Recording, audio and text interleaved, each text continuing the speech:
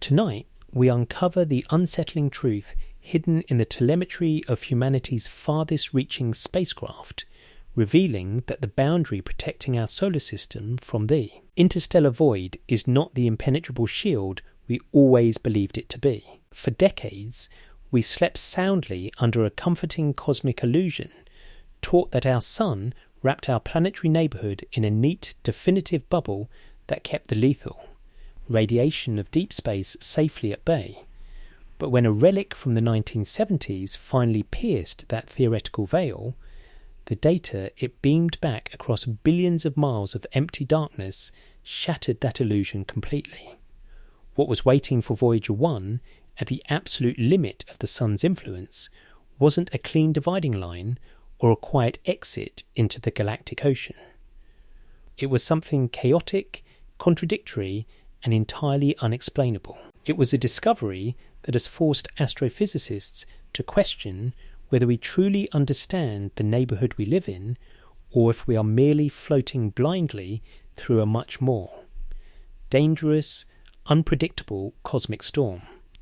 We as a species have a desperate psychological need to draw lines. We draw them on our maps, we draw them around our homes, and we draw them in the stars. We need to know exactly where our territory ends and where the unknown begins. For the longest time, our map of the solar system ended with Pluto, or perhaps the icy debris of the Kuiper Belt. We visualised a vast empty expanse gradually fading into nothingness, but astrophysics eventually revealed a much more dynamic, violent picture of our cosmic neighbourhood. Our sun is not just a glowing orb of light, it is a raging, active furnace that constantly exhales a hurricane of charged particles. This is the solar wind, and it blasts outward in every direction at unimaginable speeds, racing past the terrestrial planets, past the gas giants, and out into the dark. As it travels, it carves out a mammoth, invisible bubble in space known as the heliosphere.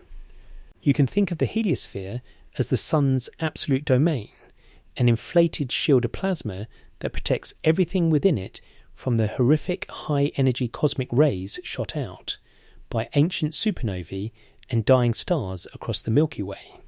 For generations, scientists built complex theoretical models about what the absolute edge of this bubble would look like. They called this theoretical border the heliopause. According to the textbooks, the heliopause was supposed to be a neat, well-defined wall. It was the exact mathematical coordinate where the outward pressure of the solar wind was perfectly cleanly matched by the inward pressure of the interstellar medium, the ancient, freezing plasma and cosmic dust that fills the void between the stars. The expectation was simple. You fly a spacecraft out far enough, you hit the wall, the solar wind drops to zero, the galactic radiation spikes, and the magnetic field of the sun abruptly snaps, instantly replaced by the magnetic field of the galaxy. A clean break, a definitive edge, but humanity had never actually been there to check. To reach the heliopause, you would need to travel unimaginably far, across a gulf of space so vast that the human mind physically struggles to comprehend it. Enter the Voyager program. Launched in the late summer of 1977, the twin Voyager probes were never actually designed to find the edge of the solar system. They were built for a 5-year mission, engineered to take advantage of a planetary alignment that happens only once every 175 years. This rare configuration allowed the probes to use the gravity of Jupiter and Saturn as a cosmic slingshot, boosting their velocity without using extra fuel. Voyager 1 flew on a faster, more direct trajectory, executing breathtaking flybys of the gas giants before its path was bent upward, ejecting it out of the flat plane where are planets orbit.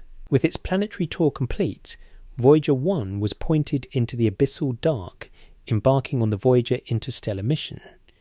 Its new objective was as audacious as it was terrifying: simply fly outward until you hit the edge of the sun's influence, or until you die trying. you must understand the profound isolation of this machine. Voyager 1 is a ghost ship powered by the decaying heat of a plutonium-238 radioisotope generator. It operates on technology that predates the home computer. Its dual redundant computer systems have a combined memory of less than 70 kilobytes, barely enough space to store a single low-resolution digital photograph. It records its scientific data onto old-fashioned 8-track magnetic tape. And yet, this fragile, antiquated relic is hurtling through the vacuum at a blistering 38,000 miles per hour.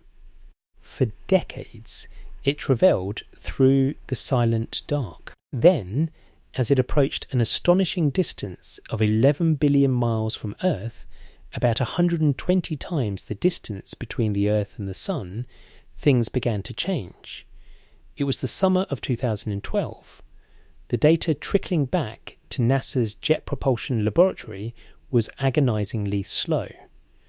Voyager's radio transmitter emits a signal with the power of a refrigerator light bulb, and by the time that whisper crosses 11 billion miles of space, it strikes Earth's massive, deep space antennas with a power level billions of times weaker than a digital watch battery. It takes over 20 hours for a single piece of telemetry to cross the void. Through these faint, delayed whispers, scientists watched as the environment around Voyager 1 became violently unstable. It had entered the Heliosphere, a turbulent region where the solar wind begins to aggressively slow down and pile up against the pressure of the galaxy. It was supposed to be the final layer before the clean break of the heliopause. And then, on August 25, 2012, the numbers on the screens in the control room shifted dramatically. Voyager 1's instruments recorded a sudden sheer drop in the charged particles emitted by the Sun. The solar wind plummeted.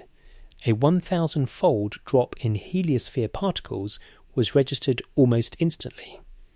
Simultaneously, the probe's cosmic ray detectors screamed to life, recording a massive 9% spike in highly energetic, lethal galactic cosmic rays pouring in from deep space. The plasma density shot up to 80 times what it had been just moments before. By all standard metrics, this was the moment. The champagne was popped. The press releases were drafted. Voyager 1 had done the impossible. It had pierced the heliopause and become the first human-made object to enter interstellar space. We had finally found the edge. But the celebration was premature, because as the astrophysicists began to comb through the finer details of the telemetry, a creeping sense of unease began to spread through the scientific community. There was a glaring, impossible contradiction in the data. Remember the theoretical models. The most crucial signature of crossing the boundary between our solar system and the rest of the galaxy was supposed to be the magnetic field. The Sun's magnetic field operates on its own orientation, dictating the flow of plasma within the bubble. The interstellar medium is dominated by the magnetic fields of other stars and ancient cosmic events running in an entirely different direction. Crossing the heliopause was supposed to be like crossing the border between two nations with violently opposed traffic laws. The direction of the magnetic field should have aggressively snapped, shifting to align with the interstellar void. But Voyager 1's magnetometer reported something chilling. As the probe crossed into what was undeniably interstellar plasma, the ambient magnetic field didn't snap. It didn't shift. It didn't change direction at all. The magnetic field lines in this strange new territory were perfectly aligned with the magnetic field lines back inside the solar system. NASA was so thoroughly baffled by this impossibility that they withheld the official announcement of Voyager's crossing for nearly a full year. They waited, assuming the data was a fluke, a localized anomaly, or that the true magnetic shift was just a few miles further out. But as Voyager 1 continued to plunge deeper into the dark, coasting millions of miles further away from the Sun, the magnetic field remained stubbornly, impossibly unchanged. The models were wrong. The neat, clean border we had visualized for decades simply did not exist. This revelation sent shockwaves through the astrophysics community and ignited a firestorm of debate that continues to rage today. If the magnetic field didn't change, then what exactly did Voyager fly through? The data did not describe a solid wall, it described an ambiguity. It described a chaotic, layered frontier where the rules of physics seem to be blurring the lines between what belongs to our star and what belongs to the galaxy. We had expected the edge of the solar system to be a definitive answer. Instead, Voyager 1 found a massive, unsettling question. This lack of a clear boundary terrified researchers because it implied a disturbing vulnerability. If the heliopause isn't the impenetrable, rigid shield we thought it was, then our solar system is not an isolated sanctuary. The failure of the models opened the door to a flood of obscure theories, frantic recalculations, and intense speculation. Some scientists began to whisper that the smoothness of the magnetic data was suspiciously perfect, suggesting that something massive and unseen was actively manipulating the boundary. Others began to theorize that the sheer violence of the interstellar medium was warping our protective bubble in ways we couldn't comprehend, creating a shifting, unstable war zone. The realization was profound and horrifying. Voyager had travelled for nearly 40 years, traversing 11 billion miles of freezing vacuum, only to prove that humanity had absolutely no idea what was actually lurking at our own front door. The edge wasn't there.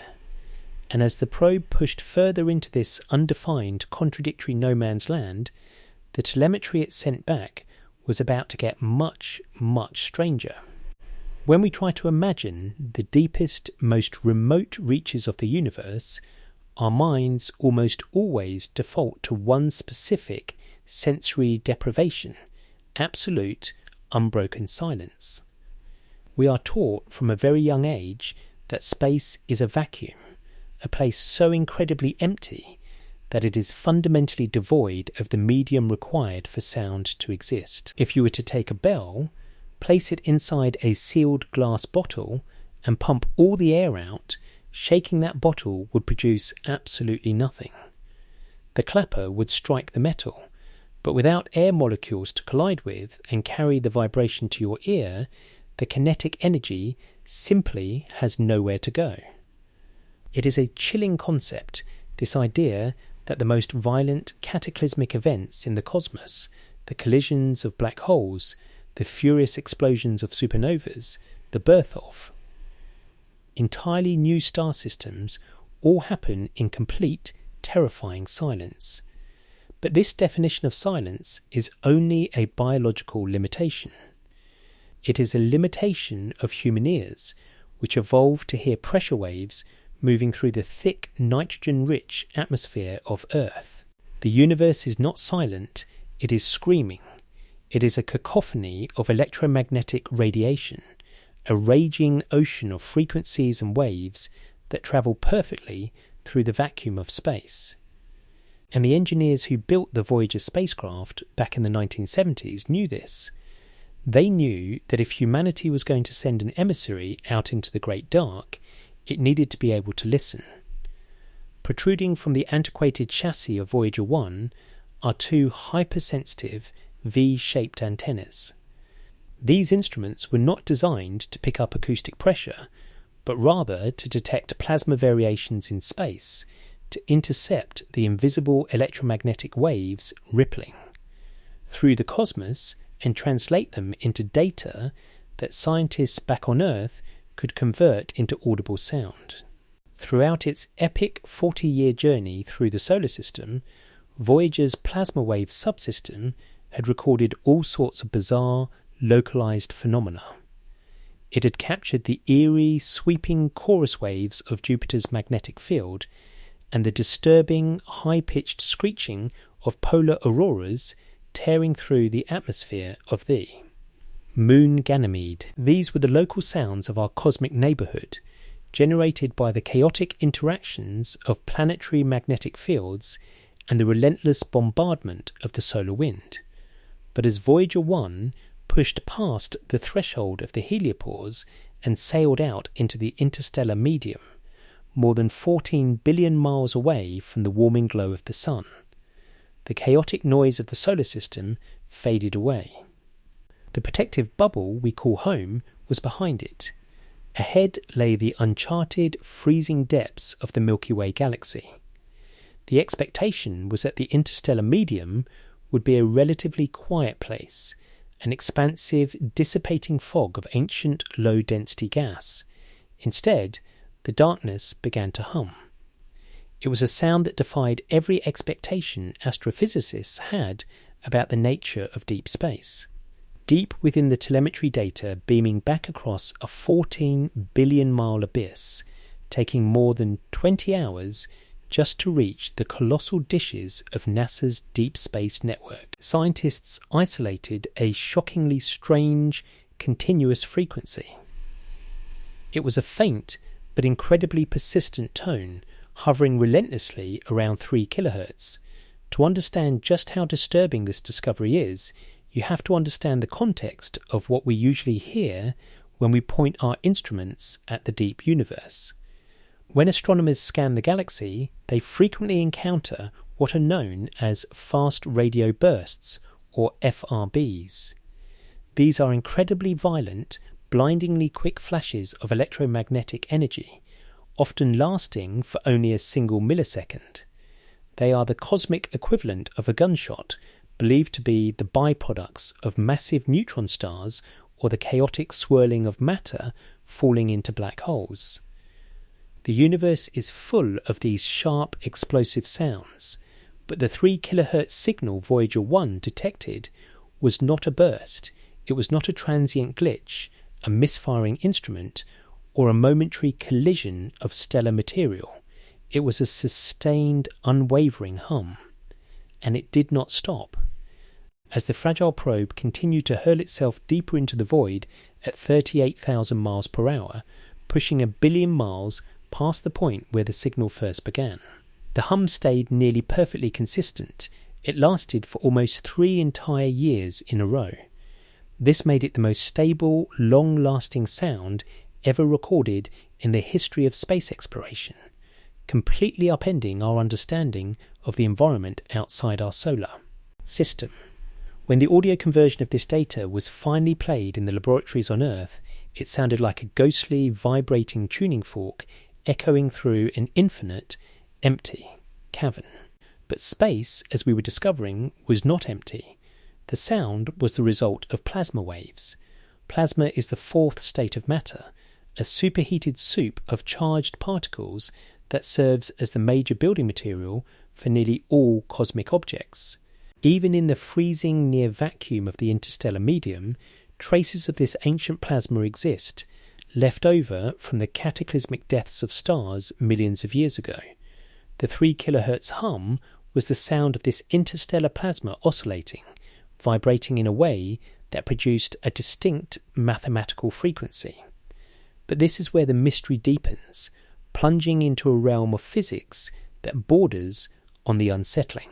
The very existence of this sound gave birth to what scientists and theoretical physicists now call the plasma wave resonance mystery. If you pluck a guitar string, it vibrates and produces a sustained note because the string is pulled taut, anchored securely at both ends. The tension and the physical structure of the string dictate the resonance. If you were to somehow pluck a loose, formless cloud of smoke, it would produce no tone at all, because there is no structure to hold the vibration. For decades, the mainstream scientific consensus was that the interstellar medium was like that cloud of smoke, a formless, chaotic, dissipating fog of disconnected particles, drifting aimlessly through the void. But the sheer consistency of the 3 kHz hum Voyager detected tells a very different, highly disturbing story. A hum that lasts for 3 years and spans 1 billion miles of physical space cannot exist in a formless cloud. The plasma oscillations Voyager recorded imply that the interstellar medium is not a random fog, but rather that it possesses highly structured density regions. It suggests that the space immediately surrounding our solar system is layered, possessing an invisible, rigid architecture. This revelation is incredibly hard to conceptualize. How can an invisible vacuum possess structural layering? What forces could possibly organize ancient freezing plasma into defined, resonant regions spanning billions of miles? The data hints at entirely unknown plasma physics phenomena, a hidden framework to the universe that we have been completely blind to because we have been trapped inside the bubble of the heliosphere. It implies that our solar system is not just floating in an empty ocean, but is actively embedded within a larger, highly organized cosmic structure, the mechanics of which are utterly alien to us. And then there is the most terrifying question of all: what is providing the energy? For an acoustic or electromagnetic wave to sustain itself for 3 years across 1 billion miles of space, there must be a source of energy driving the vibration. A guitar string does not hum on its own, something must continuously bow or pluck it. The consistency of this cosmic hum has prompted researchers to desperately search for an unseen catalyst, some massive, undetected source of energy that is actively causing the interstellar plasma to vibrate at this specific, unwavering frequency. Is the boundary of our solar system acting like the skin of a drum, resonating as it is struck by invisible, external astrophysical forces? Are we hearing the friction of our heliosphere dragging against the structured layers of the interstellar medium like a ship scraping against an unseen reef? Or is this resonance the fingerprint of something far more exotic, an interaction with fields of dark matter that we cannot see, but that Voyager has inadvertently brushed up? Against, the scientific community remains deeply divided, grappling with data that continues to outpace our theoretical models. We sent Voyager out to find the quiet, empty dark. Instead, it found a space that is alive, highly structured, and vibrating with an unknown continuous energy. The probe proved that the edge of our solar system is not a quiet exit. It is a chaotic sensory environment, humming with the weight of unseen forces.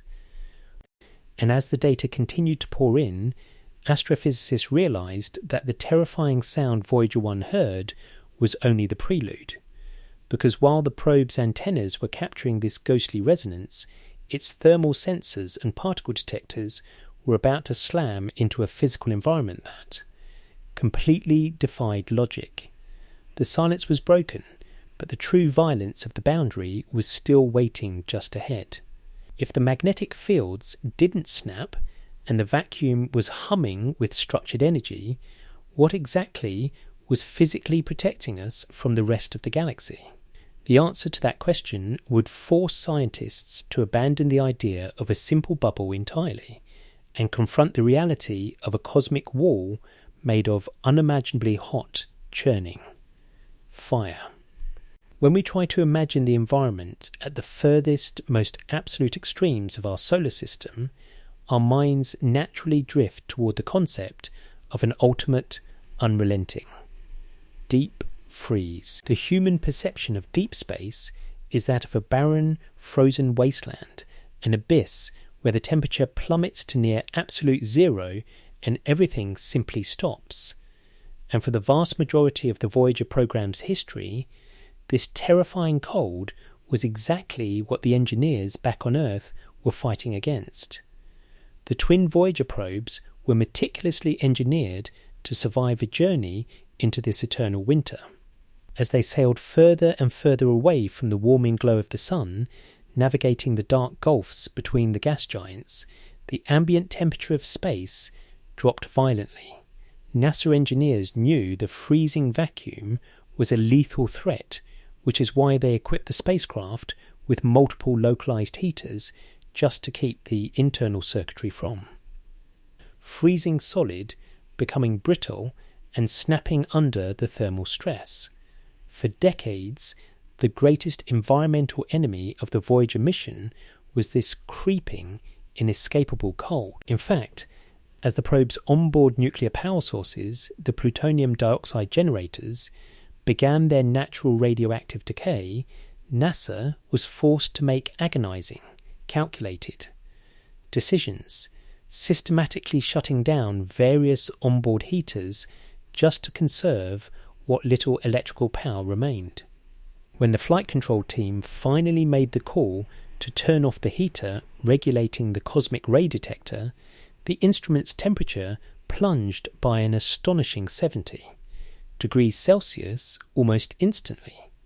NASA scientists fully expected the vital piece of equipment to die right then and there, frozen to death in the interstellar void, but by some absolute miracle of vintage 1970s. Engineering, the detector kept running smoothly. The expectation established by this event was perfectly clear, etched into the minds of everyone monitoring the telemetry. The further Voyager travelled into the great dark, the colder, emptier, and quieter the universe would become. But the universe, as the data was about to prove, operates on rules that defy our simple expectations. Because as Voyager pushed past the termination shock and approached the absolute limit of the sun's influence, it did not slowly freeze in a quiet, dissipating fog. Instead, it slammed headfirst into an apocalyptic cosmic inferno. Deep within the telemetry data beaming back across billions of miles beyond the unsettling, constant 3 kHz hum of the plasma wave resonance, Voyager's sensors registered an environmental shift so extreme, so unbelievably violent, that it initially defied all logic. The spacecraft had collided with an invisible, blazing barrier that astrophysicists and researchers have since dubbed the Wall of Fire. The temperature readings in this completely uncharted boundary region of space spiked to an incomprehensible 30,000 to 50,000 Kelvin. To put those numbers into a perspective we can understand, that is anywhere between 54,000 and 90,000 degrees Fahrenheit. Consider the sheer scale of that heat. The surface of our own sun, the raging nuclear furnace that sustains all life on Earth and dictates the orbital mechanics of our entire planetary neighbourhood, burns at roughly 10,000 degrees Fahrenheit. And yet, here was Voyager 1, floating in the pitch-black abyss nearly 14 billion miles away from the sun, passing through a localized environment that was 5 to 9 times hotter than the surface of the star it left behind. It was a terrifying, mind-bending paradox. How could the coldest, darkest edge of our solar system be wrapped in a shell of unimaginable fire? And more importantly, how did a fragile piece of antiquated technology built out of aluminum, copper wire and integrated circuits survive flying through a 90,000 degree inferno without instantly melting into a cloud of glowing liquid slag? The answer to that question lies in the deeply unintuitive, often bizarre physics of deep space and the fundamental difference between temperature and heat. In our everyday lives on Earth, we experience heat through the density of matter. If you place your hand inside an oven set to 400 degrees, you feel the intense warmth, but you won't immediately burn because the air molecules inside the oven are relatively thin and dispersed. However, if you plunge your hand into a pot of boiling water at only 212 degrees, your skin is instantly scalded.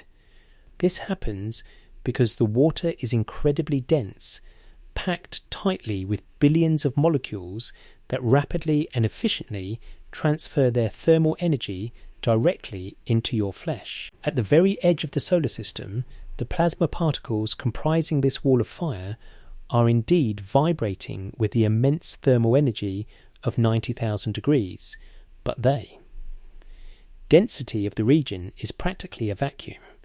The charged particles are spread so incredibly far apart that actual physical collisions with the metal hull of Voyager are exceedingly rare. The probe was entirely surrounded by unfathomable, screaming heat, but there simply was not enough physical matter present to actually transfer that heat into the spacecrafts.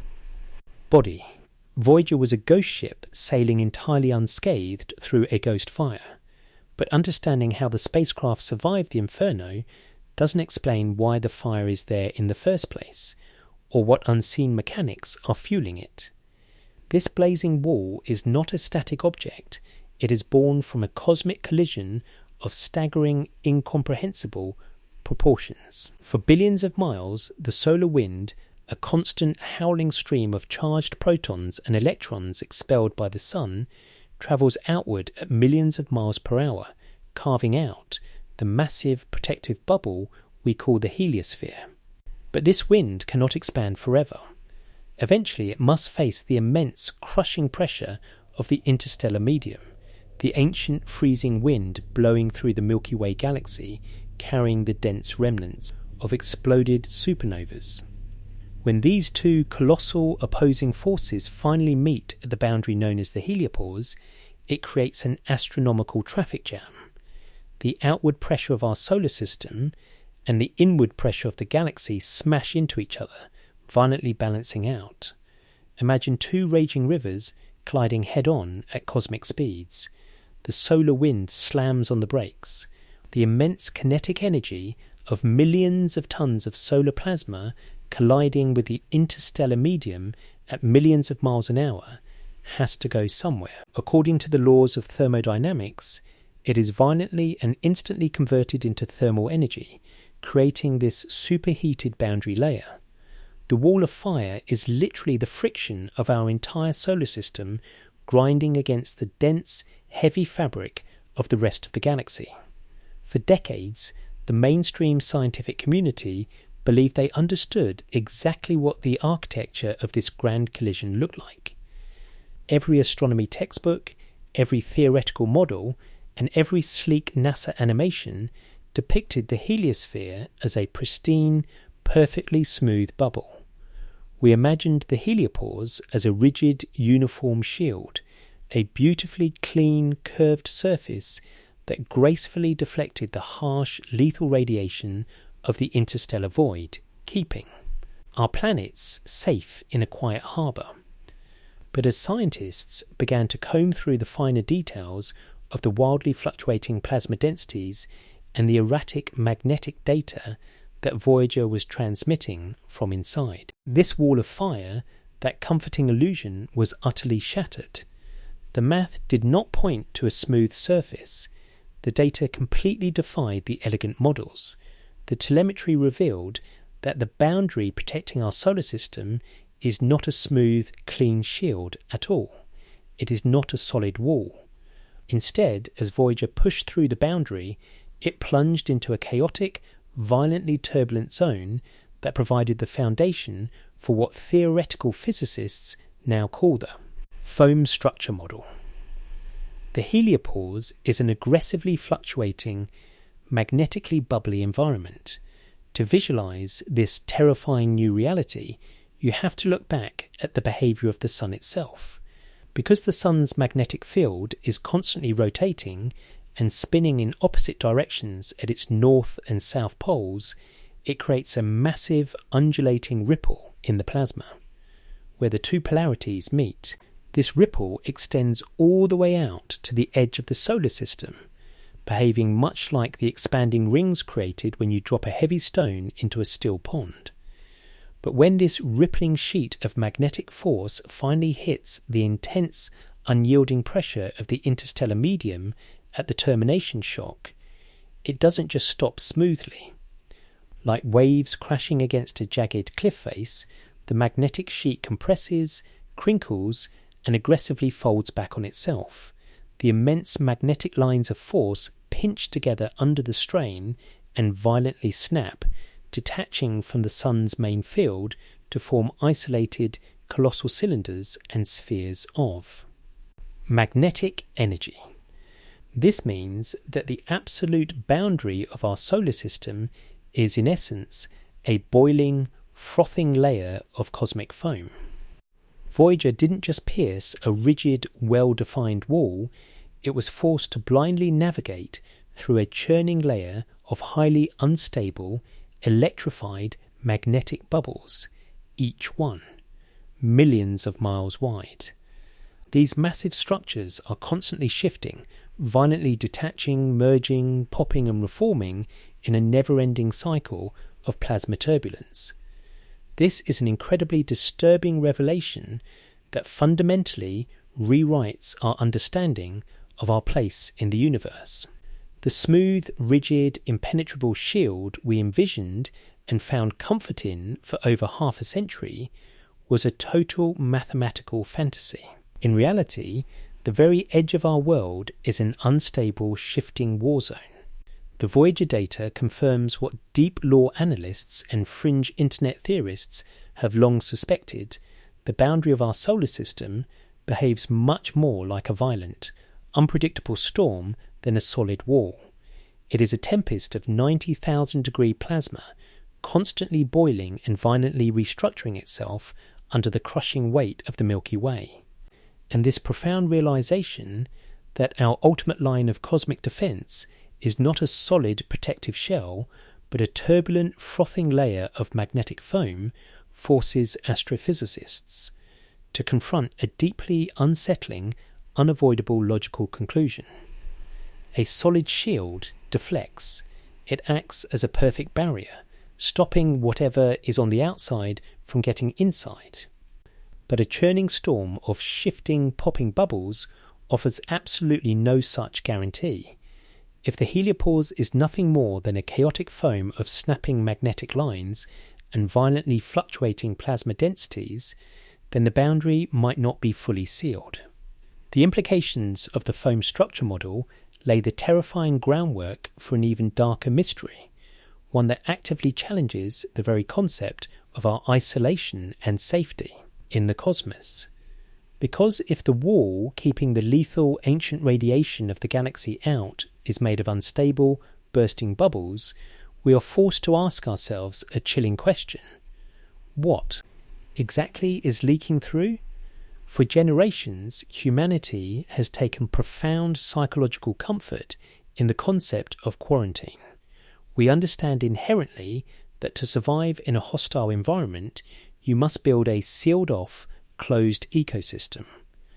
We view our own atmosphere as a protective blanket, a sealed layer that keeps the breathable air inside and the deadly vacuum of space safely on the outside. When astrophysicists first conceptualized the heliosphere, they applied this exact same comforting logic to our entire planetary neighborhood. The heliosphere, inflated by the continuous outward pressure of the solar wind, was envisioned as the ultimate quarantine zone. It was supposed to be a magnificent, impenetrable shield deflecting the hostile, highly energetic cosmic rays that originate from outside our solar system. We believed that this bubble kept us entirely isolated, safely cordoned off from the raging, chaotic graveyard of the Milky Way galaxy. But a shield is only effective if it remains solid. The moment Voyager 1 began sending back data suggesting that the absolute boundary of our solar system is actually a violently unstable, boiling layer of magnetic foam, the illusion of our pristine quarantine was instantly shattered. If the heliopause is not a rigid wall, but a churning tempest of snapping magnetic lines and violently bursting plasma bubbles, then it completely fails at its primary objective. A barrier made of popping bubbles is not a wall at all, it is a sponge. This terrifying realization was confirmed as scientists began to closely analyze the exact composition of the plasma Voyager was attempting to navigate. As the fragile spacecraft pushed deeper into this chaotic boundary, It did not simply record a clean sudden drop in particles emitted by the Sun and an immediate, corresponding rise in galactic cosmic rays. The transition was not a clean break. Instead, the data from the probes revealed that the densely packed colder plasma of the interstellar wind and the hotter, less dense plasma of our solar wind were actually interacting and mixing with one another. Rather than deflecting each other perfectly, these two violently opposed cosmic forces were bleeding into one another, creating a highly complex, turbulent boundary layer where the material of our star and the material of the ancient galaxy were actively blending together. This revelation gave rise to one of the most unsettling and intensely debated frameworks in modern astrophysics, the porous boundary theory. According to this deeply disturbing scientific model, the heliopause is not the impenetrable shield we have relied upon for our cosmic safety, but rather a highly porous, leaking membrane, because the boundary is made of unstable, crinkling magnetic fields that are constantly folding back on themselves and snapping under the crushing pressure of the interstellar medium. Microscopic and macroscopic tears are constantly opening up in the fabric of the heliosphere. These transient, violent ruptures act like gaping wounds in the sun's protective bubble. This means we are living in a leaking solar system. To fully grasp the gravity of this, we have to look at what exactly is waiting on the other side of that membrane.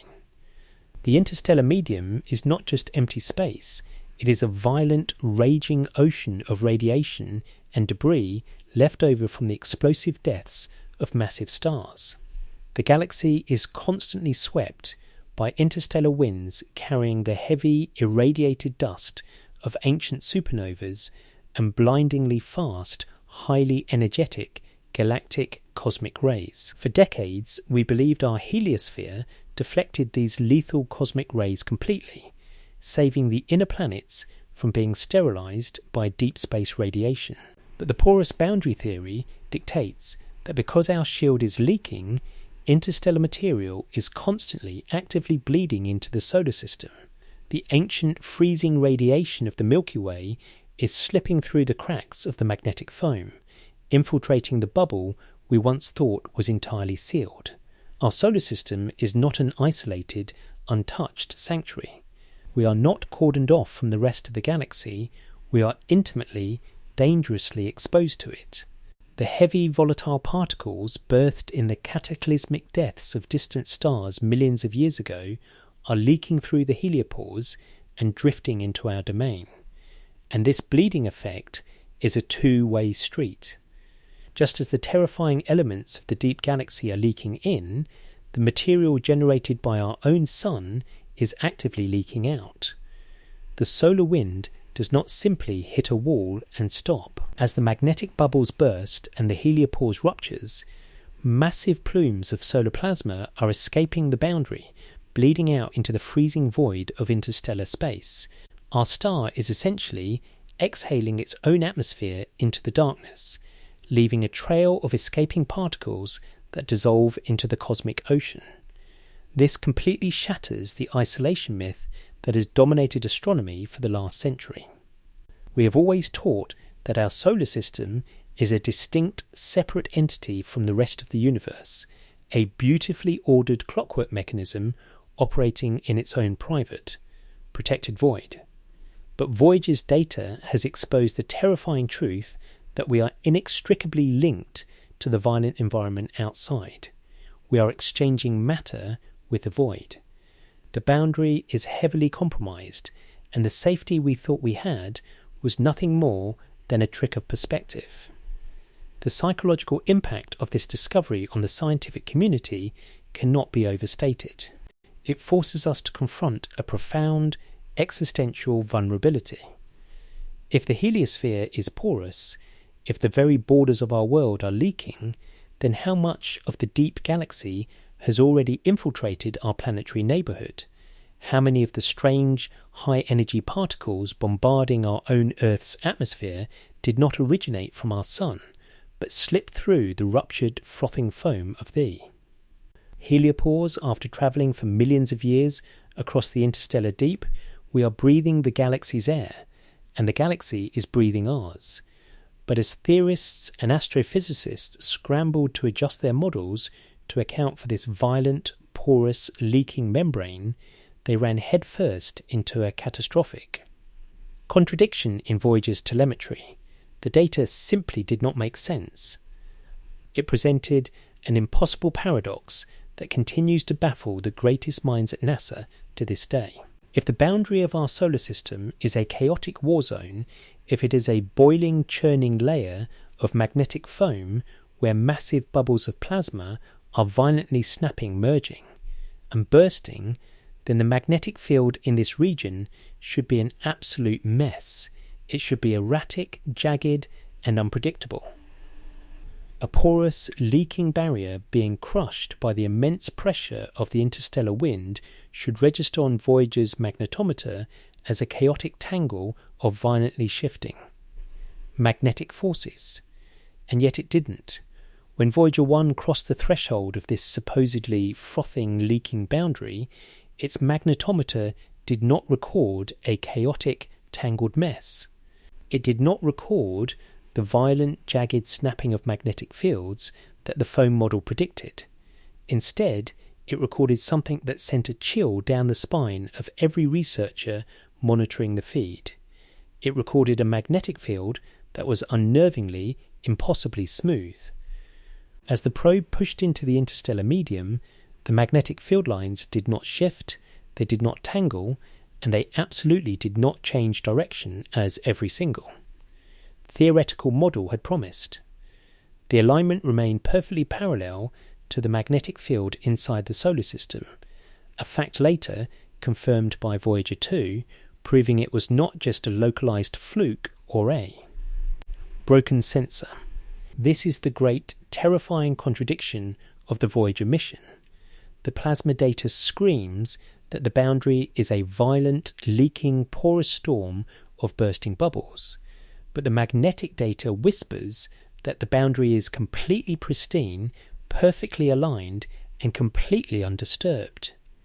How can a violent, leaking storm produce a magnetic signature that is perfectly, cleanly uniform? How can the immensely powerful magnetic fields of the ancient galaxy perfectly align with the magnetic field of our tiny, insignificant sun?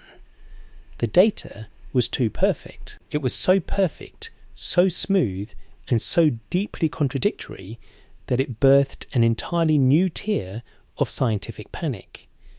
If the instruments were right, then our understanding of astrophysics was fundamentally broken. We were missing a massive piece of the puzzle, a hidden mechanism orchestrating the boundary of our world. And as the scientific community desperately searched for an answer to this impossible smoothness, they were forced to look past the standard models and peer into the realm of the bizarre, unearthing a theory that suggests our solar system is wearing an invisible shroud. Imagine holding a compass in the palm of your hand as you walk across the surface of the Earth. No matter how treacherous the terrain becomes, no matter how chaotic the weather or how dark the sky, you can always rely on the needle to point faithfully toward the magnetic north. Now imagine stepping off the edge of the Earth and instantly being transported to the surface of an entirely alien planet in a distant star system. The moment your boots hit the alien dirt, you would expect the compass needle to violently swing, snapping away from Earth's orientation and aggressively locking onto the entirely new dominant magnetic field of this foreign world. This simple intuitive logic formed the absolute bedrock of how astrophysicists understood the boundary of our solar system.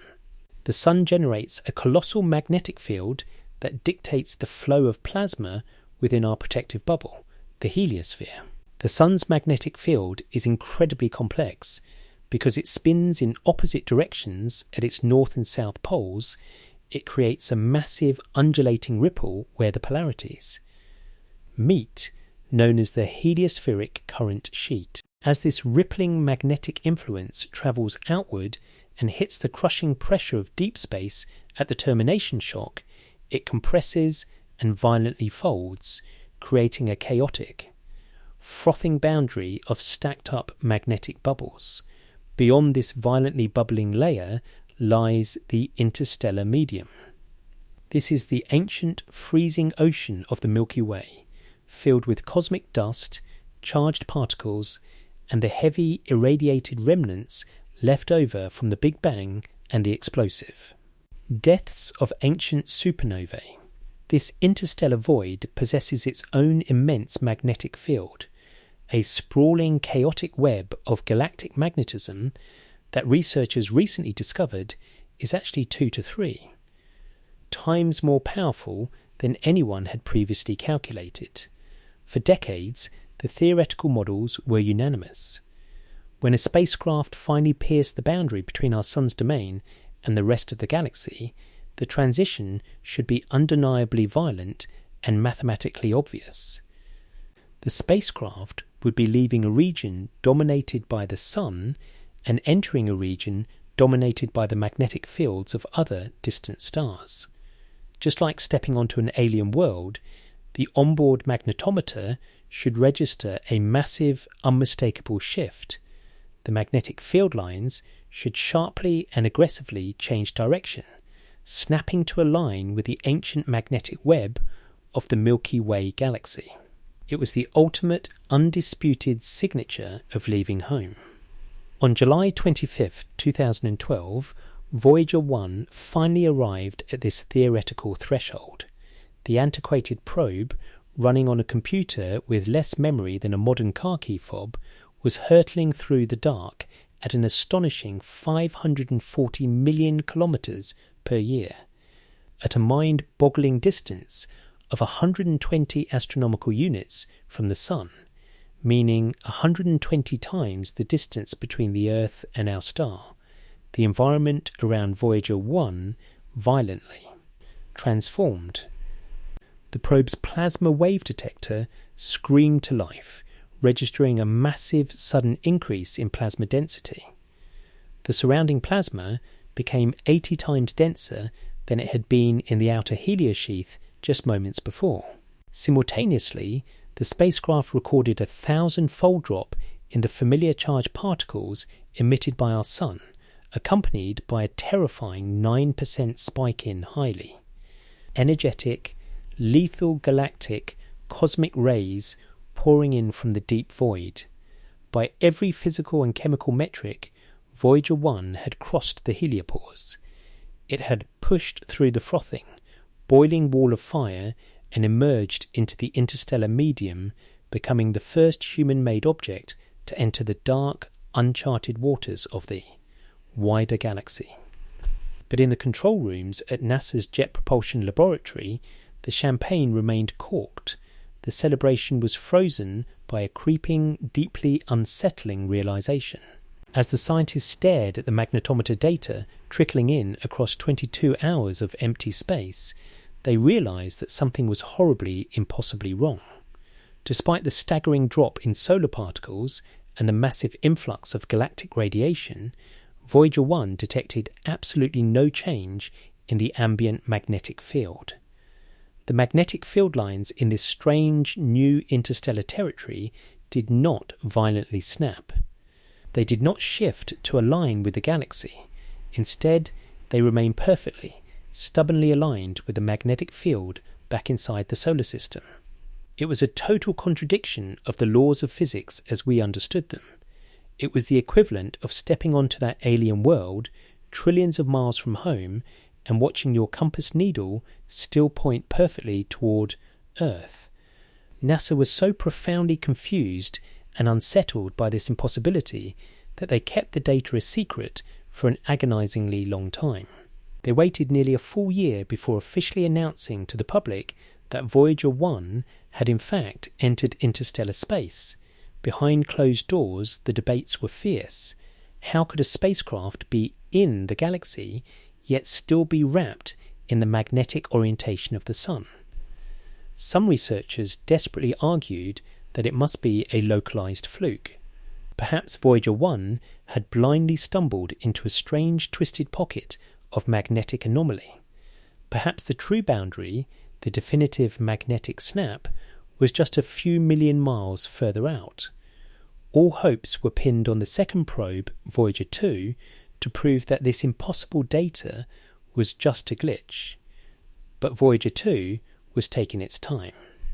It was travelling slightly slower, at 490 million kilometres per year, on a completely different trajectory that had taken it far south of the planetary plane. 6 years later, on November 5, 2018, Voyager 2 finally reached the absolute edge.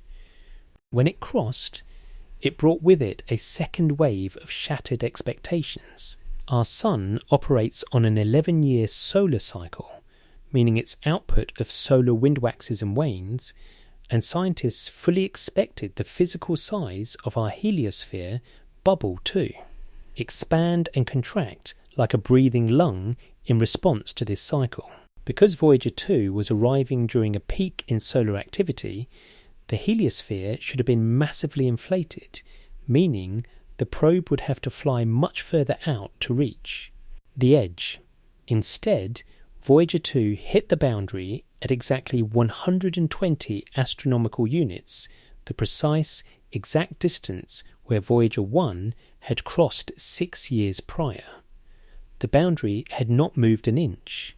Our models of a breathing, flexible solar system were completely wrong, but the true nightmare was hidden in Voyager 2's magnetic data. As the second probe pushed into the interstellar medium, traversing a completely different geographical coordinate of the cosmic boundary, its magnetometer sent back the exact, same chilling reading. The magnetic field lines just beyond the heliopause were perfectly aligned with the magnetic field inside the heliosphere. Voyager 2 confirmed that Voyager 1's impossible measurement was not a glitch, and it was not a coincidence. The parallel alignment was real. The magnetic field of the ancient galaxy was, inexplicably, running in perfect parallel with the magnetic field of our tiny, insignificant Sun. This revelation birthed what is now known in obscure astrophysics circles as the too-perfect magnetic mystery, and it introduced a profound sense of scientific vertigo.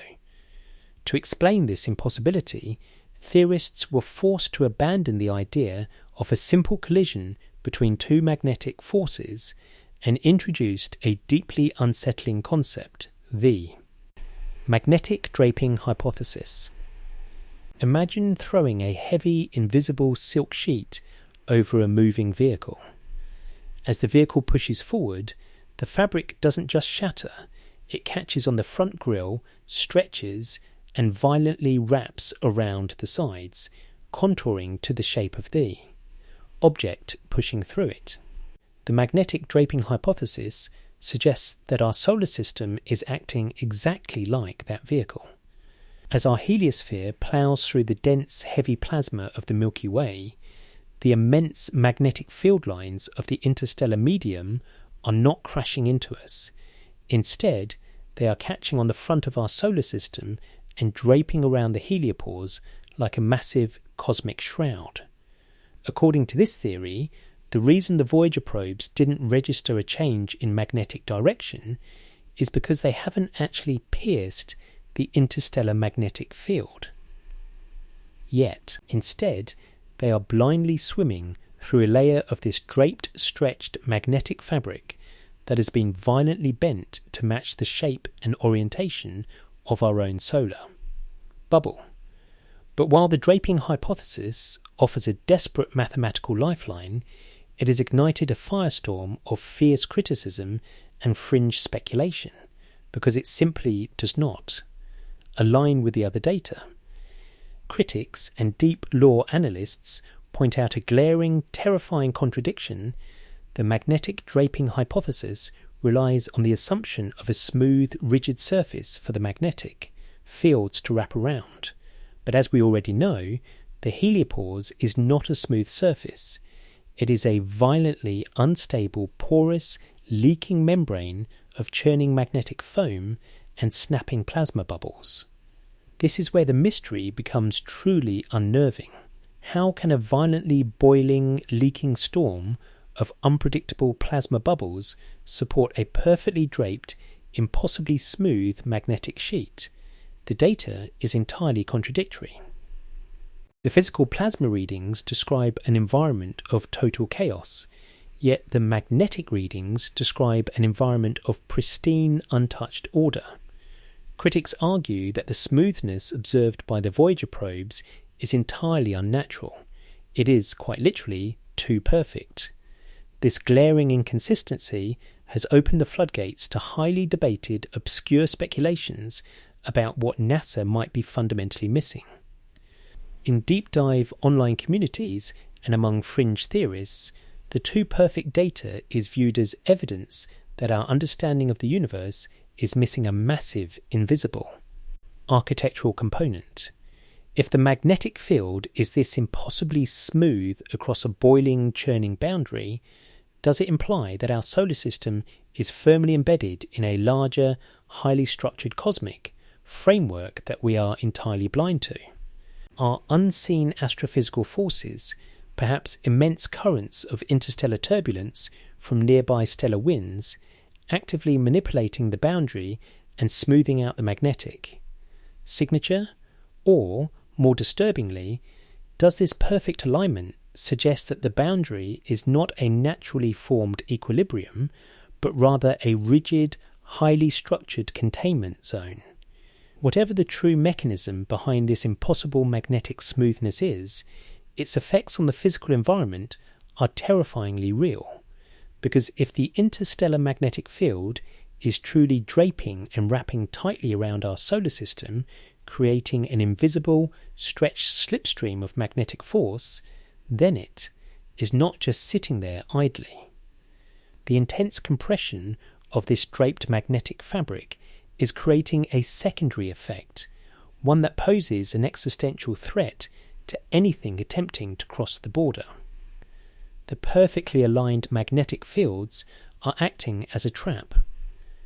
And as scientists analysed the sudden, violent influx of radiation that bombarded the Voyager probes, they realised that this invisible shroud was actively powering a massive, lethal cosmic engine lurking just outside our front door.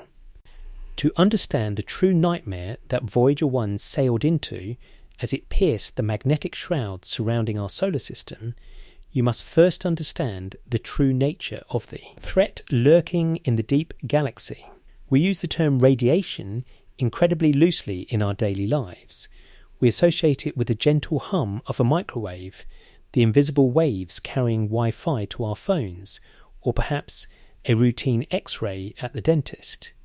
These are forms of electromagnetic radiation, and while they carry energy, they are largely benign. But when astrophysicists talk about the radiation of interstellar space, they are not talking about waves of light. They are talking about galactic cosmic rays. The name itself is a historical mistake. Galactic cosmic rays are not rays at all. They are physical subatomic cannonballs. They are the shattered, stripped-down nuclei of atoms, mostly protons, but sometimes heavier elements like helium or iron, that have been violently separated from their electrons. These microscopic bullets are forged in the most cataclysmic, apocalyptic environments the universe has to offer, the crushing singularity of black holes, the furious spin-off, collapsed neutron stars, and the unimaginably violent explosions of dying stars known as supernovas. When a massive star detonates, it blasts its core material outward with such staggering kinetic force that these atomic fragments are accelerated to near the speed of light. They cross the freezing expanse of the Milky Way for millions of years, carrying lethal amounts of energy. If a human being were exposed to a concentrated stream of these galactic cosmic rays, the results would be utterly devastating. Because they possess such immense mass and kinetic energy, these particles do not just burn the skin, they physically punch through the hull of a spacecraft, slice straight, through the human body and systematically sever the double helix structure of human DNA. For billions of years, life on Earth has been blissfully ignorant of this constant lethal bombardment, and we owe our existence entirely to the heliosphere. The constant outward pressure of our sun's solar wind creates a massive magnetic bubble that acts as a cosmic deflector shield. As the galactic cosmic rays race toward our solar system, the vast majority of them smash into this outward flowing solar wind and are swept away, diverted harmlessly into the deep void. The heliosphere blocks the vast majority of the most lethal radiation the galaxy has to throw at us. It is the ultimate biological bunker. But in the late summer of 2012, Voyager 1 became the first human-made object to finally stick its head out of the bunker. As the antiquated probe, powered by the decaying heat of a plutonium-238 generator, crossed the absolute boundary of the heliopause, its particle detectors witnessed an environmental collapse. The familiar protective particles of the solar wind plummeted by a factor of 1,000 almost instantaneously. The protective bubble was gone. In its place, Voyager's instruments screamed to life as the spacecraft was suddenly submerged in the raw, unfiltered environment of the interstellar medium. The detectors registered a massive, terrifying 9% spike in highly energetic galactic cosmic rays pouring in from the abyss. Scientists fully expected an increase in radiation. If you step outside the shield, you are going to get hit by the storm. But as the data trickled back to NASA's Deep Space Network, a whisper of a signal originating from a 22-watt transmitter arriving on Earth with a power of roughly a tenth of a billionth of a watt, a chilling realization began to spread through the astrophysics community. The spike in radiation wasn't just a sudden exposure to the ambient background noise of the galaxy. The sheer intensity and the specific energy signatures of the cosmic rays hitting Voyager simply did not make sense. They were entirely too powerful. This impossible data point forced researchers to look back at the violently contradictory environment Voyager was navigating. Remember the great mystery of the boundary? The probe was flying through a violently boiling, turbulent layer of shifting magnetic foam, yet the overarching interstellar magnetic field lines were inexplicably perfectly draped over the outside of our solar system like a tightly stretched silk sheet.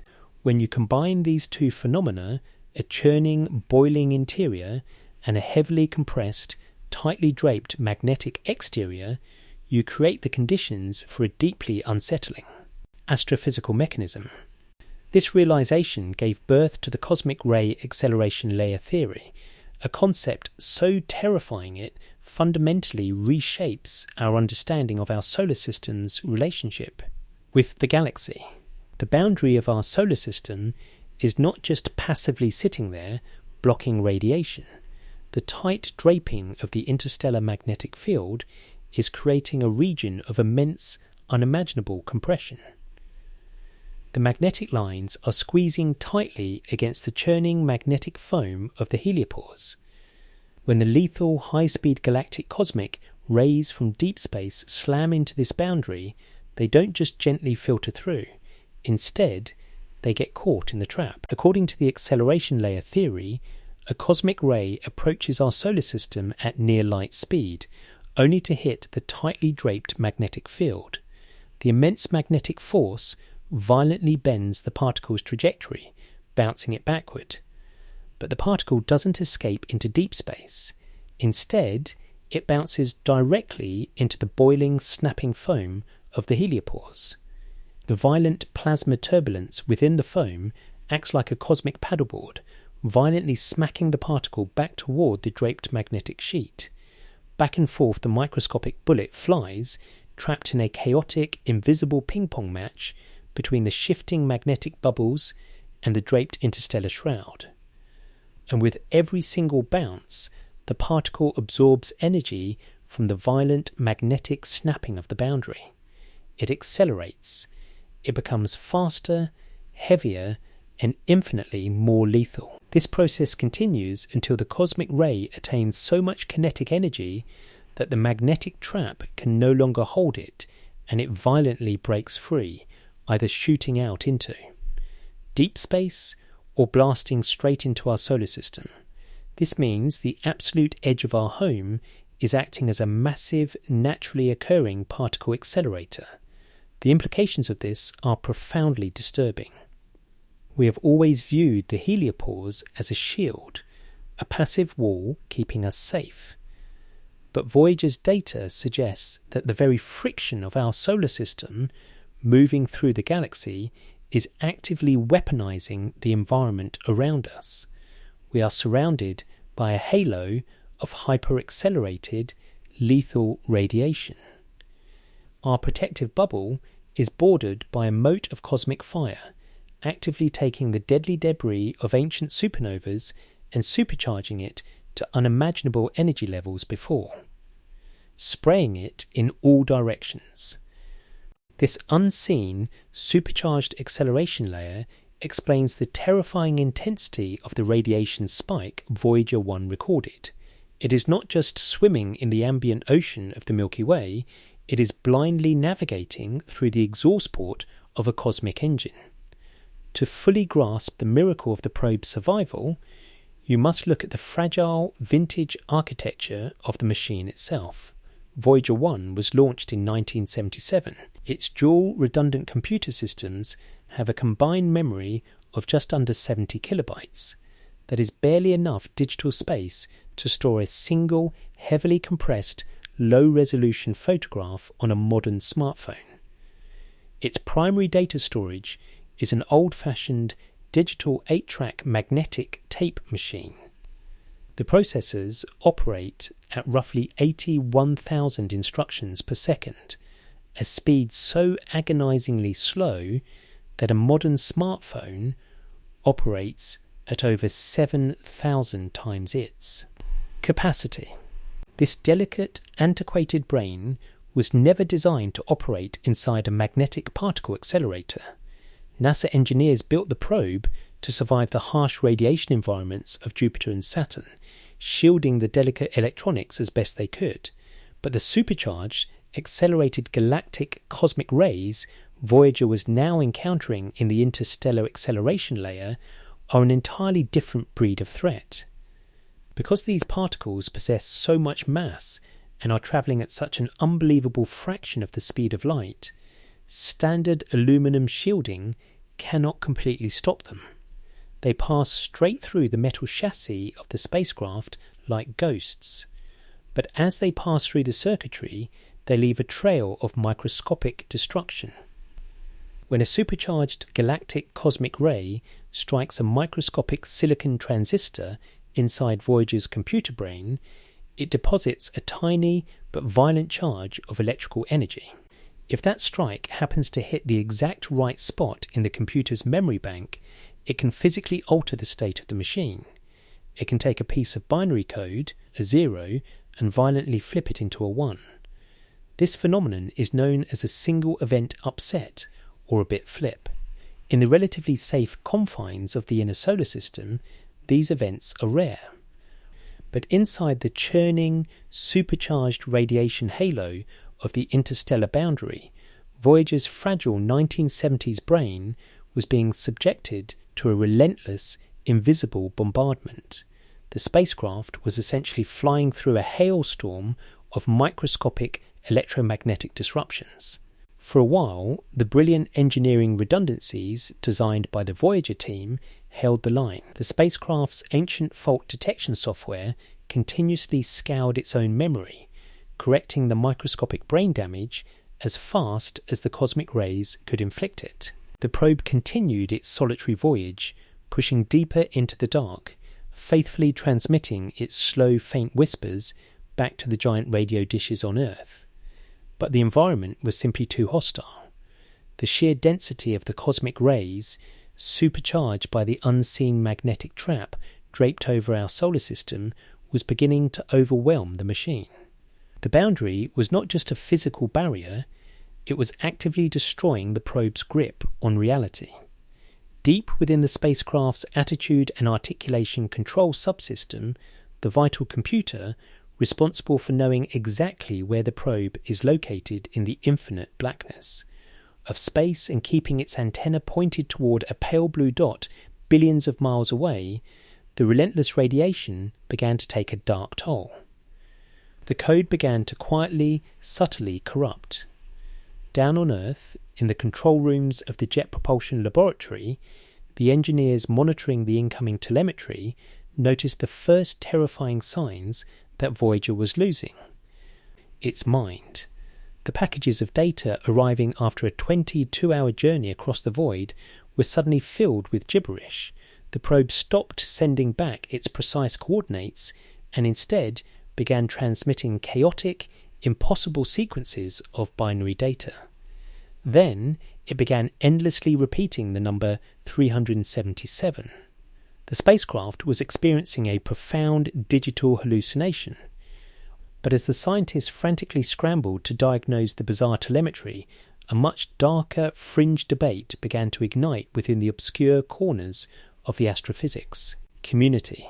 The official narrative was that a rogue cosmic ray had simply damaged a memory chip, but given the impossible too-perfect magnetic draping, the violently boiling foam, and the 3 kHz hum echoing through the structured plasma, some analysts began to wonder if the corrupted data was truly a random malfunction.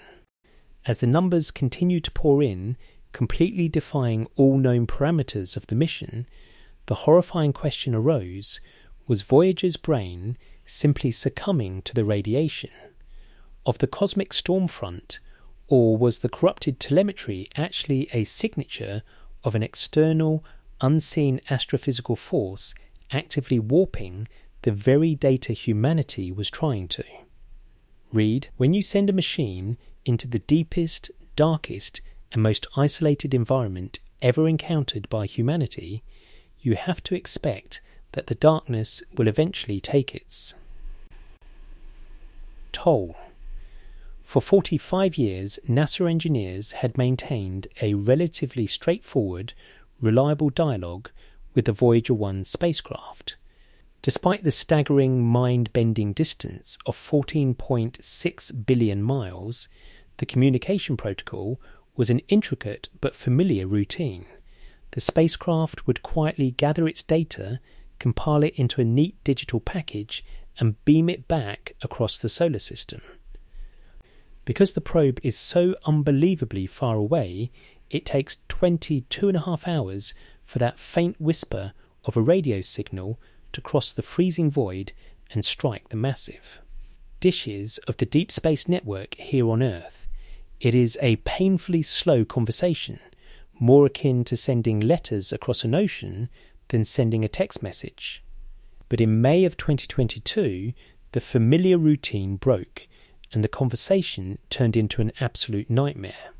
The scientists sitting at their consoles in the Jet Propulsion Laboratory were expecting a standard status update from Voyager 1's Attitude and Articulation Control Subsystem, commonly referred to as the ACS.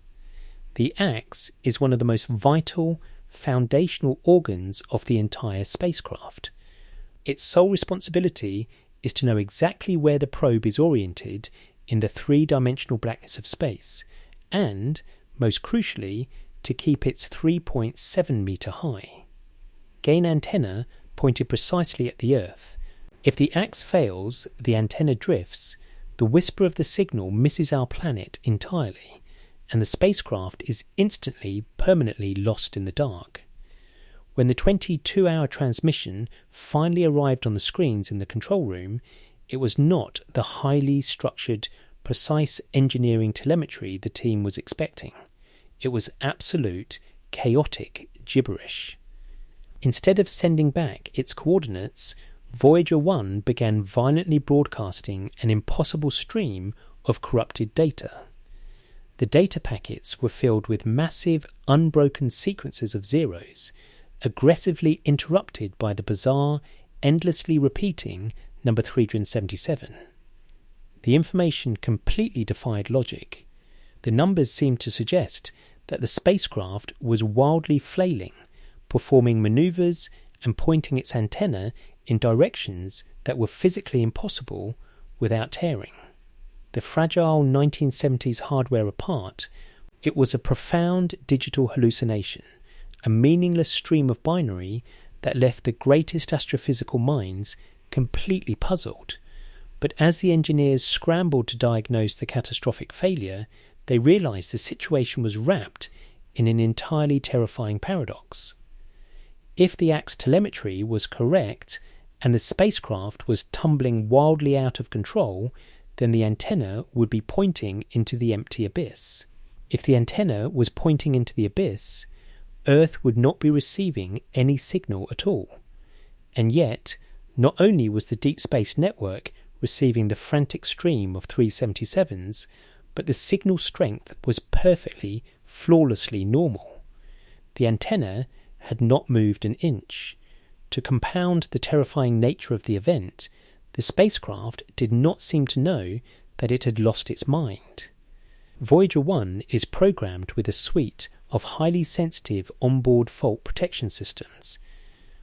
If the central computer detects that an instrument is failing or that the probe is in danger, it is designed to instantly trigger a safe mode, powering down non-essential systems and pausing all activity until Earth can send a fix.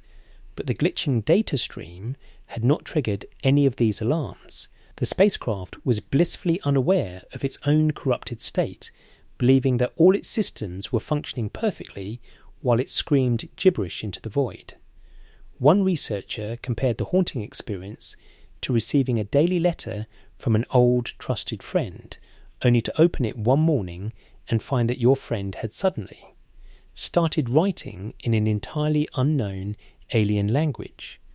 The envelope is the same, the handwriting looks familiar, and it was delivered to the right address, but the meaning of the words is completely lost. For months, NASA gently probed the hallucinating spacecraft, meticulously sending 22-hour questions and waiting agonizingly for the 22-hour responses. They eventually concluded that the intense, unrelenting cosmic radiation of interstellar space had caused a microscopic bit flip. This physical damage to the silicon memory had somehow tricked the ACS into routing its vital telemetry through an older, obsolete computer on board the spacecraft that had been dead and broken for years. The broken computer was corrupting the pristine data, turning it into the chaotic sequences of zeros and 377s. The engineers executed a brilliant high-stakes fix, successfully commanding the probe to reroute its data back to the correct processor, and the ghostly numbers vanished. But the victory was short-lived. In November of 2023, the darkness struck again. This time, it was infinitely worse. Voyager 1 suddenly fell completely silent.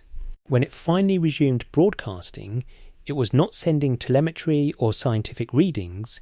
It sent back a solid, completely meaningless wall of binary data. The spacecraft's onboard flight data system, the central nervous system responsible for packaging the probe's scientific discoveries, had suffered a catastrophic memory failure. For 5 agonizing months, the probe was essentially brain dead. It was flying blind through the chaotic magnetic foam of the interstellar boundary, completely unable to communicate its reality back to Earth. NASA's engineers refused to let the ghost ship die. They embarked on an incredibly dangerous mission to literally rewrite the core memory of a computer billions of miles away. On April 18th, 2024, they transmitted a patch reallocating the corrupted code into different, undamaged sectors of the ancient memory banks. They waited 22.5 hours for the signal to reach the probe and another 22.5 hours for the response. Against all odds, Voyager 1 woke up, its functionality restored. In the official press releases, these terrifying events are neatly packaged as engineering triumphs.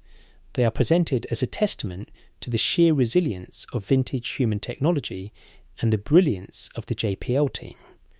NASA attributes the bizarre strings of zeros, the repeating 377s, and the massive memory failures to the simple degradation of old hardware under the harsh bombardment of cosmic radiation. But outside of the official channels, in the deep dive online communities and among fringe theoretical astrophysicists, a very different, deeply unsettling narrative has begun. To take root, these communities look at the timeline of events, they look at the data NASA cannot fully explain, and they see a terrifying pattern that the mainstream consensus is actively choosing to ignore. This skepticism is the foundation of Hook 4, the realization that the official explanations might be drastically oversimplifying a much darker reality. The internet theorists argue that NASA may be intentionally simplifying these complex anomalies for public understanding, avoiding the panic or scientific embarrassment of admitting that they have absolutely no idea what is actually happening to the spacecraft. The core of the debate centres around an alternative framework known as the external influence hypothesis. According to this theory, the catastrophic digital breakdowns of Voyager 1 are not just the random bad luck of an aging microchip getting hit by a stray cosmic ray. Instead, they are the direct, measurable symptom of the probe violently brushing up against massive, unseen astrophysical forces. Remember the horrifying contradictions of the boundary that Voyager is currently navigating. The spacecraft is surrounded by a violently boiling, frothing layer of magnetic foam, yet it is simultaneously trapped beneath a tightly draped, impossibly smooth magnetic shroud. It is drowning in an inexplicably dense, freezing plasma that is vibrating with a continuous 3 kHz hum. The external influence hypothesis suggests that this environment is not just a passive background. The boundary behaves much more like a violent, unpredictable cosmic storm than a static wall. The theory proposes that immense external astrophysical forces, such as the devastating shockwaves of nearby stellar winds or massive currents of deep space interstellar turbulence, are actively manipulating and warping the very fabric of the boundary layer. If the heliopause is dynamically shifting, constantly being crushed and stretched by unknown forces in the deep galaxy, then the pressure being exerted on the Voyager spacecraft is entirely beyond our current mathematical models. In this deeply unsettling framework, the corrupted telemetry is not a hallucination. The meaningless strings of zeros and the bizarre sequences of 377s are exactly what they appear to be. The desperate, failing attempts of a rudimentary 1970s computer to process a physical environment that is fundamentally breaking the laws of physics as it was programmed to understand them. The machine isn't broken, the environment is.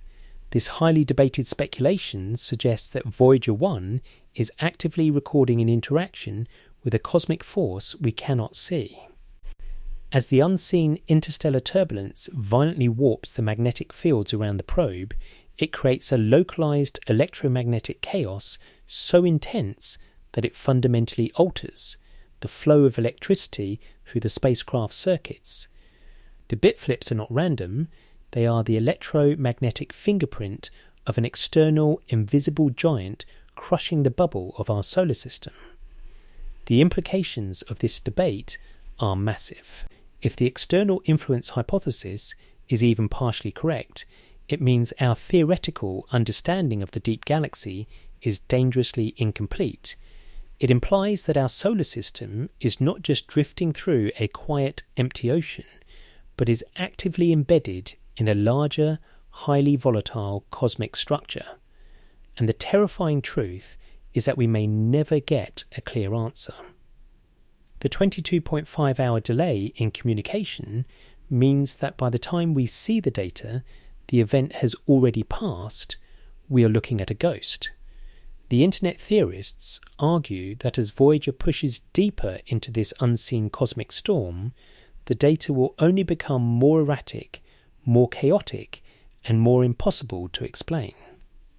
NASA will continue to patch the code, to reroute the memory, and to insist that it is just aging hardware. But how many massive memory failures, how many silent blackouts, and how many streams of impossible numbers will it take before we are forced to admit that the machine is trying? To tell us something terrifying about the dark? Because as the deep lore analysts and theorists began to pull at the threads of this mystery, trying to identify what exactly could be warping the boundary and corrupting the data, their search led them away from the conventional rules of stellar wind and plasma. To explain the impossible density spikes and the invisible forces crushing the spacecraft, they were forced to look toward the most highly debated, controversial and shadowy substance in the entire universe. If the data was being warped, perhaps it was because Voyager had inadvertently collided with the unseen scaffolding of reality itself. If you were to stand by a roaring bonfire and slowly walk backwards into the freezing dark woods, basic common sense dictates that the thick smoke in the air would begin to dissipate. The further you travel from the source of the fire, the thinner the cloud becomes, scattering and expanding into the vastness of the forest until there is nothing left but crisp, clean night air. This intuitive, irrefutable logic is the bedrock of how we understand the dispersion of matter. When you move away from a central source of emission and step out into an infinite empty void, the concentration of material must go down. It is a fundamental rule of physical reality. For the entirety of the Voyager mission, this rule held perfectly true. As the twin probes travelled further and further away from the Sun, the density of the solar wind, the stream of charged protons and electrons exhaled by our star, steadily dropped. Deep inside the solar system, this plasma is relatively thick, creating the protective heliosphere that shields our planets. But as Voyager pushed towards the absolute outer limits of the Sun's influence, the density plummeted exactly as the mathematical models predicted. By the time the spacecraft reached the turbulent boundary known as the heliopause, the solar plasma had dropped to virtually zero. At this chaotic border, the density of protons and electrons was measured at a microscopic 0.002 particles per cubic centimetre. The smoke from the Sun's bonfire had finally cleared. The probes were standing on the precipice of the Great Dark. The expectation for what lay beyond this boundary was universally agreed upon by the mainstream astrophysics community. The interstellar medium, the ancient freezing space between the stars, is often considered to be an absolute vacuum. While it is not perfectly empty, containing trace amounts of cosmic dust and ancient freezing plasma left over from the explosive deaths of supernovae, the density of matter is staggeringly low. Before Voyager crossed the threshold, theorists calculated that the density of the interstellar space immediately outside our solar system should hover around 0.037 particles per cubic centimetre. When Voyager 2 successfully pierced the heliopause at a mind-bending distance of 17.9 billion kilometres from the Sun, its specialised instruments tasted the interstellar void for the very first time. The data it sent back to Earth was a triumph of human mathematics. The onboard plasma science experiment measured the density of the space outside the solar system at exactly 0.039 particles per cubic centimetre. It was a near-perfect match with the calculations. The scientific community breathed a collective sigh of relief. We had finally stepped out of the bonfire's smoke. The environment had stabilised into a vast, predictable emptiness, and our fundamental understanding of the universe was proven correct. But then the strangeness began. As Voyager 2 continued its solitary, one-way journey, pushing millions of miles deeper into the uncharted, freezing abyss of the Milky Way the numbers on the screens back at. The Jet Propulsion Laboratory began to slowly, inexplicably change. Remember the irrefutable rule of the void: the further you go into the empty ocean of the galaxy, the more stable and dissipating the environment should become. But at a distance of roughly 18.5 billion kilometres from the Sun, the plasma density did not drop. It did not stabilise. Instead, it spiked to 0.12 particles per cubic centimetre. To a layman, the difference between 0.39 and 0.12 might sound like a microscopic rounding error, a meaningless shift in a decimal point. But to the astrophysicists monitoring the telemetry, it was a terrifying, earth-shattering impossibility. That number represents a 300% increase in physical matter. It meant that the further the probe travelled away from the Sun into a region of the galaxy that was supposed to be an empty, dead vacuum, the physical space around it was actively getting thicker. The vacuum was not a vacuum at all. Our spacecraft was swimming out into the dark ocean, and the water was becoming incredibly, inexplicably heavy. Why is the density increasing? What possible mechanism could be causing the freezing plasma of the ancient galaxy to pool, clump, and thicken the further we push into the void? Mainstream science attempts to explain this horrifying anomaly by pointing back to the chaos of the boundary itself. They suggest that the collision between the solar wind and the interstellar medium is creating a massive cosmic traffic jam. Just as cars pile up and become tightly packed on a congested highway, the plasma is supposedly piling up and compressing directly outside our solar system, leading to these. Localized density spikes, but as Voyager pushes deeper and deeper and the space continues to register as unnaturally thick, this traffic jam theory begins to stretch thin. It fails to adequately explain the sheer scale of the density or the terrifying smoothness of the magnetic fields draped over the region. This massive, glaring hole in the official explanation has given rise to one of the most obscure, fiercely debated, and deeply unsettling theories in modern astrophysics. As deep law analysts, fringe theorists, and independent researchers scour the impossible telemetry data, they argue that the anomaly in the particle behaviour cannot be explained by simple plasma physics. They argue that to understand why space is getting thicker, we have to look away from the matter we can see and confront the terrifying reality of the matter we cannot. This brings us to the dark matter interaction speculation. To grasp the magnitude of this theory, you must understand the greatest, most embarrassing secret in all of modern science. Humanity has absolutely no idea what 85% of the universe is actually made of. When astronomers look up at the night sky and observe the majestic spinning spirals of distant galaxies, the math fundamentally breaks down. There is not enough visible matter, not enough stars, gas clouds, or planets to generate the immense gravitational force required to hold those galaxies together. By the standard laws of physics, the Milky Way should be spinning so fast that it violently rips itself apart, flinging its stars out into the blackness. The only reason our galaxy remains intact is because it is completely saturated in an invisible, undetectable substance known as dark matter. We cannot see it, we cannot touch it, and it absolutely does not interact with light or electromagnetism. It is a ghost. The only reason we know it exists is because we can see its immense gravitational pull tugging on the things we can see. Dark matter is the invisible scaffolding of reality, a massive hidden architecture that dictates the shape of the cosmos. For decades, we assumed that dark matter was a distant problem, something to be debated by theorists looking at galaxies millions of light years away. We believed that our local solar neighbourhood was an empty, pristine pocket of normal visible physics, but the fringe online communities and the dark matter interaction speculation propose a truly horrifying alternative. What if the invisible architecture of the universe is much closer than we ever dared to imagine?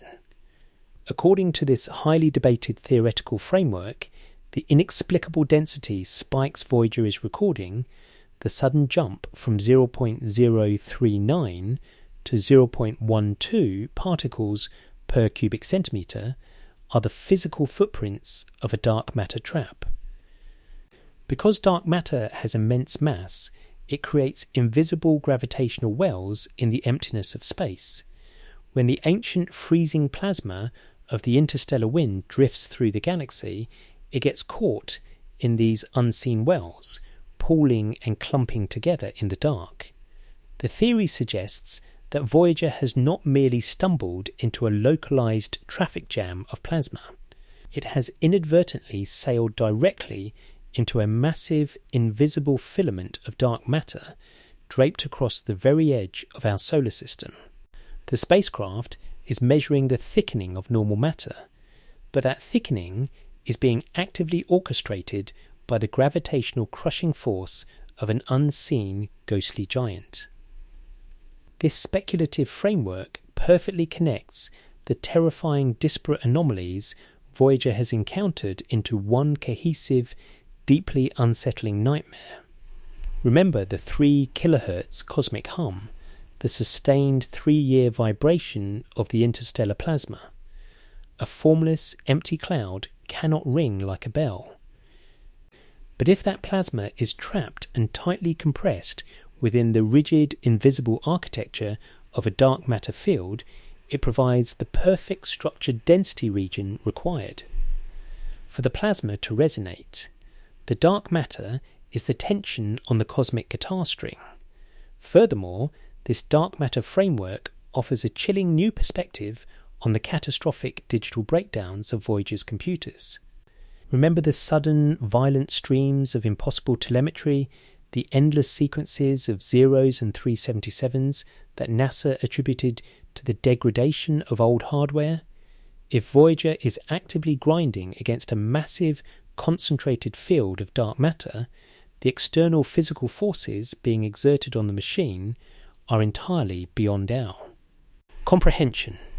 The probe is not just flying through empty space, it is desperately attempting to navigate through the dense, invisible skeleton of the universe. The corrupted code, the hallucinations of the attitude and articulation control subsystem might not be random glitches at all. They might be the desperate, failing attempts of a fragile 1970s computer trying to process the physics of a dark matter interaction that it was never programmed to understand. The scientific establishment is naturally resistant to this idea, demanding empirical proof that cannot currently be gathered.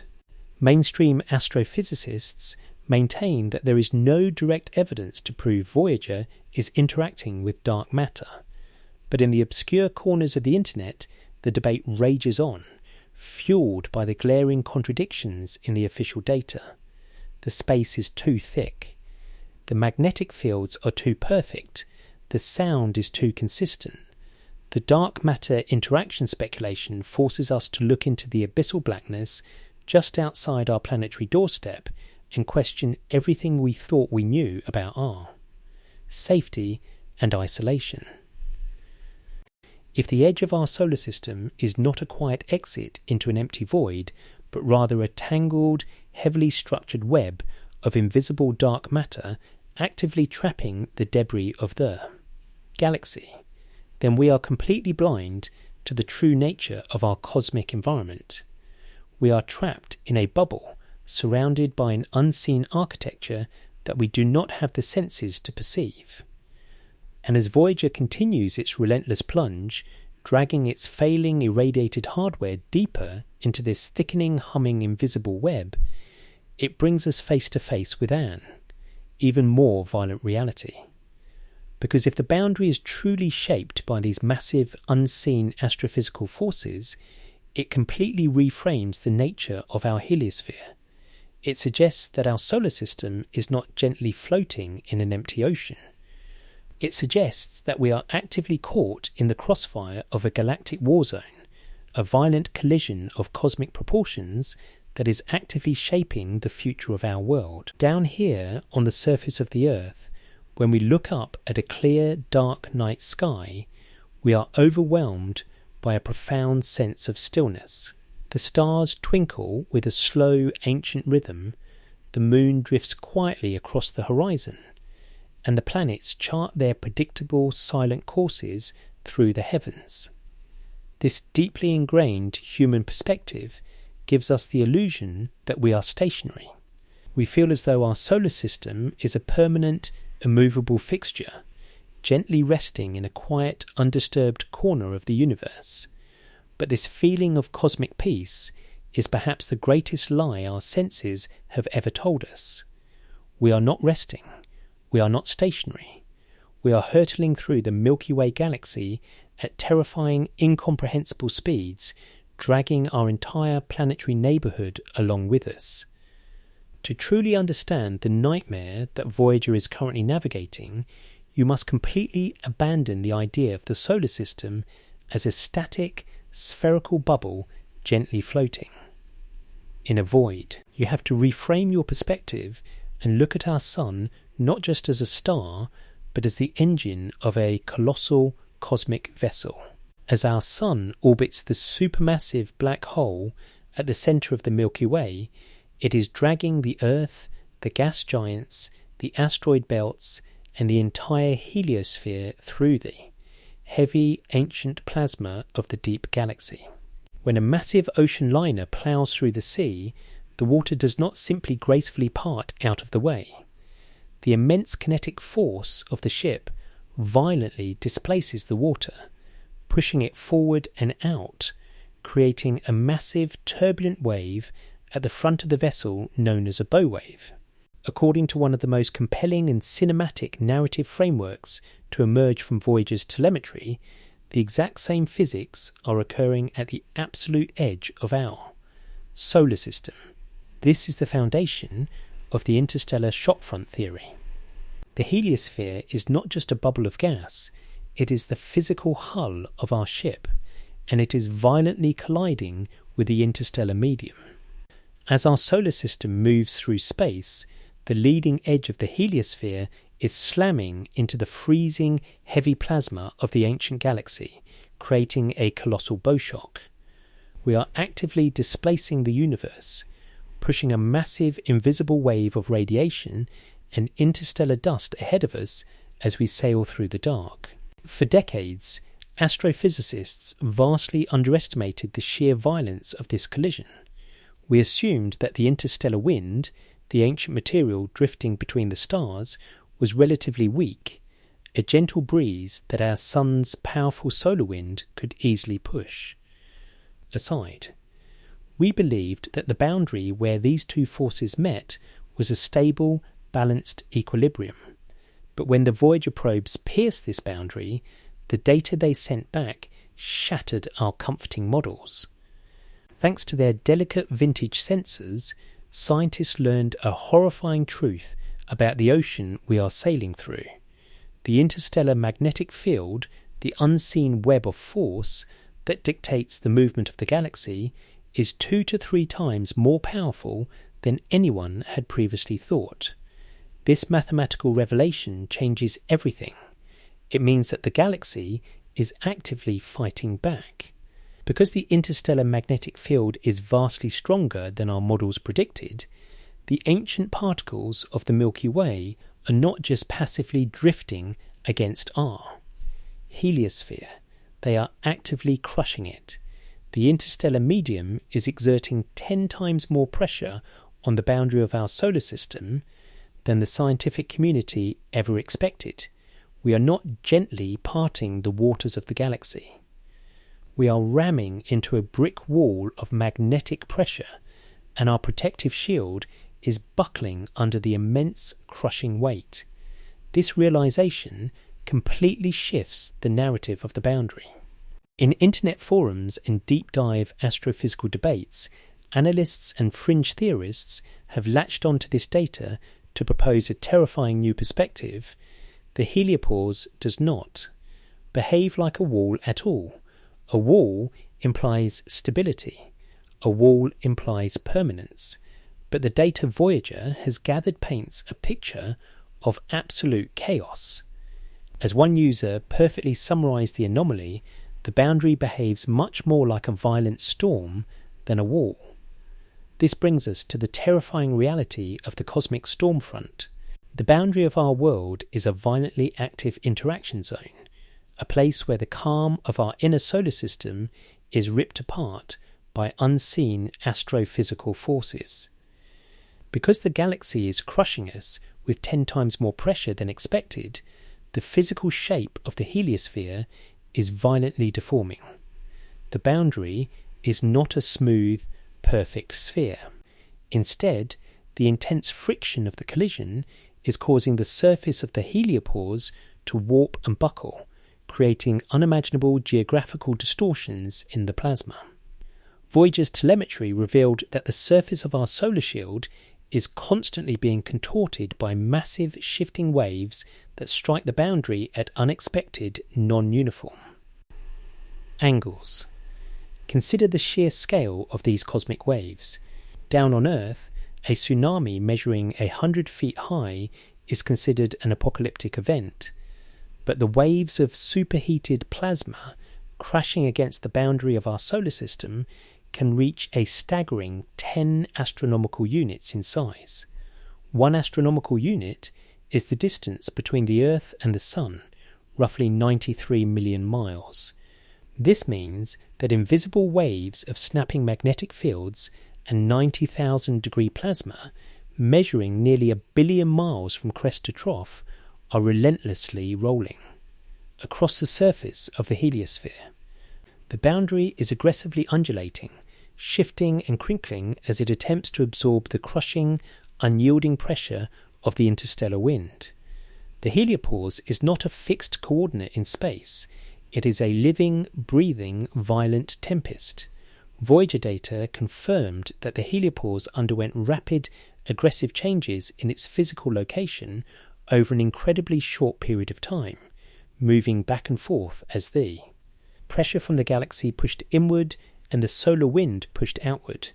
This chaotic, dynamic shifting completely contradicts existing scientific models and remains one of the most glaring, unexplained mysteries of the boundary.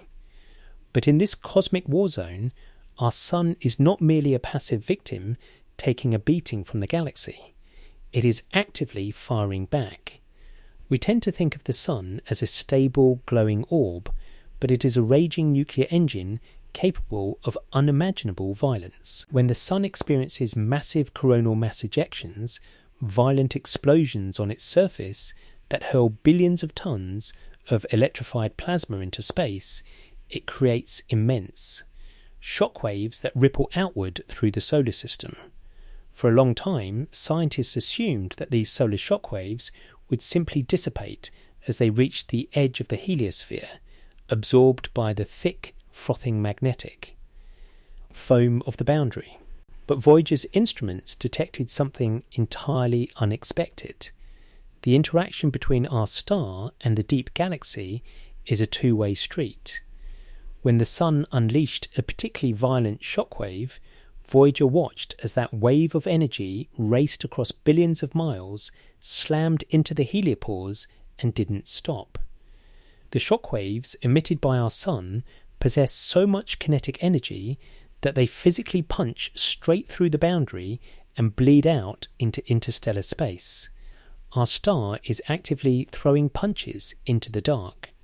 These solar shockwaves create massive, violent disturbances in the otherwise cold, ancient plasma of the interstellar medium. To the astrophysicists monitoring the data, these disturbances look eerily familiar. The shockwaves our sun is firing into the void are mathematically similar to the devastating shockwaves generated by supernovas, the apocalyptic explosions of dying stars that echo across the universe. We are caught in the crossfire of a galactic war zone, trapped in the blistering no man's land between the outward explosions of our sun and the crushing tenfold pressure off. the Milky Way. This revelation forces us to look backward, deep into the ancient, forgotten history of our stellar neighbourhood, to understand why the environment is so incredibly hostile. The violent turbulence at the edge of our solar system is not just a modern phenomenon, it is an echoing ghost of the cataclysmic events that birthed our world. Theoretical models, heavily revised to account for Voyager's impossible data, now suggest that our sun did not form in a quiet, empty pocket of space. Instead, the leading idea is that billions of years ago, our infant solar system emerged from a violently hot, heavily ionized region of the galaxy, forged in the immediate aftermath of one or more massive supernova explosions. The space we are currently sailing through is a graveyard of ancient dead stars, and the magnetic turbulence generated by their explosive deaths has never truly faded. The violent, snapping magnetic fields, the billion-mile high waves of plasma, and the crushing pressure of the interstellar wind are the lingering echoes of that ancient apocalypse. The magnetic turbulence of those long-dead supernovas persists to this very day, crashing against the heliopause and turning our border into a tempest of fire and radiation. When we synthesize this data, the bow shock of our cosmic vessel, the billion-mile waves, the supercharged solar shock waves, and the crushing pressure of an ancient, violent galaxy, the narrative of Hook 3 becomes terrifyingly clear. The calm, quiet isolation we experience here on Earth is an absolute illusion.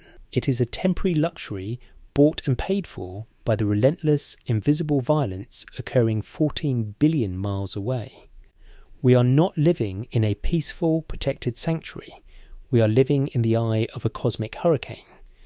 The cosmic storm front is actively raging right outside our front door, and Voyager has unwittingly sailed straight into the teeth of the tempest.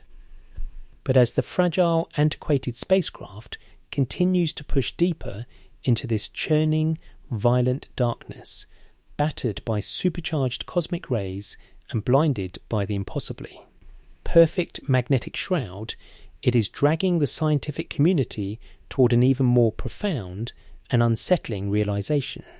Because as we desperately try to define the edge of this storm and map the exact boundary where our solar system officially ends and the great dark begins, Voyager's telemetry is quietly whispering a truth that challenges the very definition of our existence in the cosmos. We sent this machine out to find the edge, to cross the ultimate finish line and leave our world behind. But as the miles tick endlessly upwards into the billions and the storm continues to rage, we are slowly, horrifyingly realizing that the finish line we have been searching for might be nothing more than a mathematical fantasy. The true edge of our solar system is not a wall, it is not a boundary, and it is not a storm front. It is a vast, icy graveyard so unfathomably distant that it makes the 45-year journey of Voyager look like a simple step off the front porch. Humanity has a deep-seated psychological obsession with the concept of the finish line. We need to know that a journey has a definitive end, a specific coordinate where we can plant a flag, declare victory, and definitively state that we have crossed over from the known world into the uncharted unknown. When the Jet Propulsion Laboratory announced to the public that Voyager 1 had finally pierced the heliopause in the late summer of 2012, we collectively breathed a sigh of relief. The headlines broadcast across the globe were unanimous and triumphant. Humanity had successfully left the solar system. We had conquered our local cosmic neighbourhood, and our fragile, antiquated probe was now swimming freely in the infinite, empty ocean of the Milky Way galaxy. But the universe does not care about our headlines, and it certainly does not adhere to our desperate need for simple, clean boundaries. As astrophysicists stepped back from the initial euphoria of the plasma wave readings and the baffling magnetic data, a terrifying, deeply humbling realization began to set in. The definition of the edge that we had relied upon for decades was entirely a matter of perspective. We had defined the boundary of our solar system using the physical parameters of the solar wind. We built our theoretical models around the idea that the sun's influence ends at the exact mathematical point where its exhaled plasma is violently crushed by the freezing, ancient pressure of the interstellar medium. By the specific metrics of plasma physics and cosmic radiation, Voyager 1 is absolutely in deep space. It has pushed through the boiling, violently snapping magnetic foam of the termination shock. It has survived the invisible 90,000-degree wall of fire. It is currently being bombarded by supercharged galactic cosmic rays and is blindly navigating an environment vibrating with a continuous, deeply unsettling 3 kHz hum. But plasma, heat, and radiation are only one way to measure the reach of a star. There is another, infinitely more powerful and vastly more terrifying metric that dictates the true architecture of our cosmic reality: gravity. The Sun is an unimaginably massive object, accounting for over 99.8% of all the physical mass in our entire planetary system. That immense, crushing weight generates a gravitational well so profoundly deep that its invisible leash extends astronomically further out into the blackness than its solar wind ever could. While the protective bubble of the Heliosphere crashes into the galaxy at roughly 120 astronomical units, the Sun's gravitational influence does not stop there. It doesn't even come close. It continues to project outward, quietly pulling on the fabric of space for an astonishing 50,000 to 100,000 astronomical units. To comprehend the true scale of this gravitational dominance, you must confront the existence of the Oort cloud. For decades, the Oort cloud has existed as a haunting, hypothetical concept in the minds of astronomers. It is believed to be a colossal, spherical shell of icy debris, ancient comets, and frozen planetary fragments left over from the violent, chaotic birth of our solar system sun. 4.5 billion years ago, the Oort cloud includes 2 distinct regions, a massive spherical outer cloud and a dense inner disk-shaped region. It is believed to house up to 1 trillion icy objects, silent sentinels that have remained untouched and frozen in absolute darkness since the dawn of our star. These ancient fragments are the ghosts of the early solar system, occasionally knocked loose by passing stars to become the brilliant, long-period comets that occasionally streak across our skies on Earth. This massive cosmic graveyard wraps around our entire heliosphere like an unimaginably thick layer of insulating ice, stretching out to distances where the light from our sun is reduced to nothing more than a particularly bright star in an otherwise pitch-black sky. This is the true, ultimate, and absolute edge of our sun's domain. It is the final frontier where the sun's gravitational grip finally weakens just enough to be overpowered by the gravitational pull of the wider Milky Way, and it is terrifyingly, incomprehensibly far away. Consider the staggering velocities involved in the Voyager mission.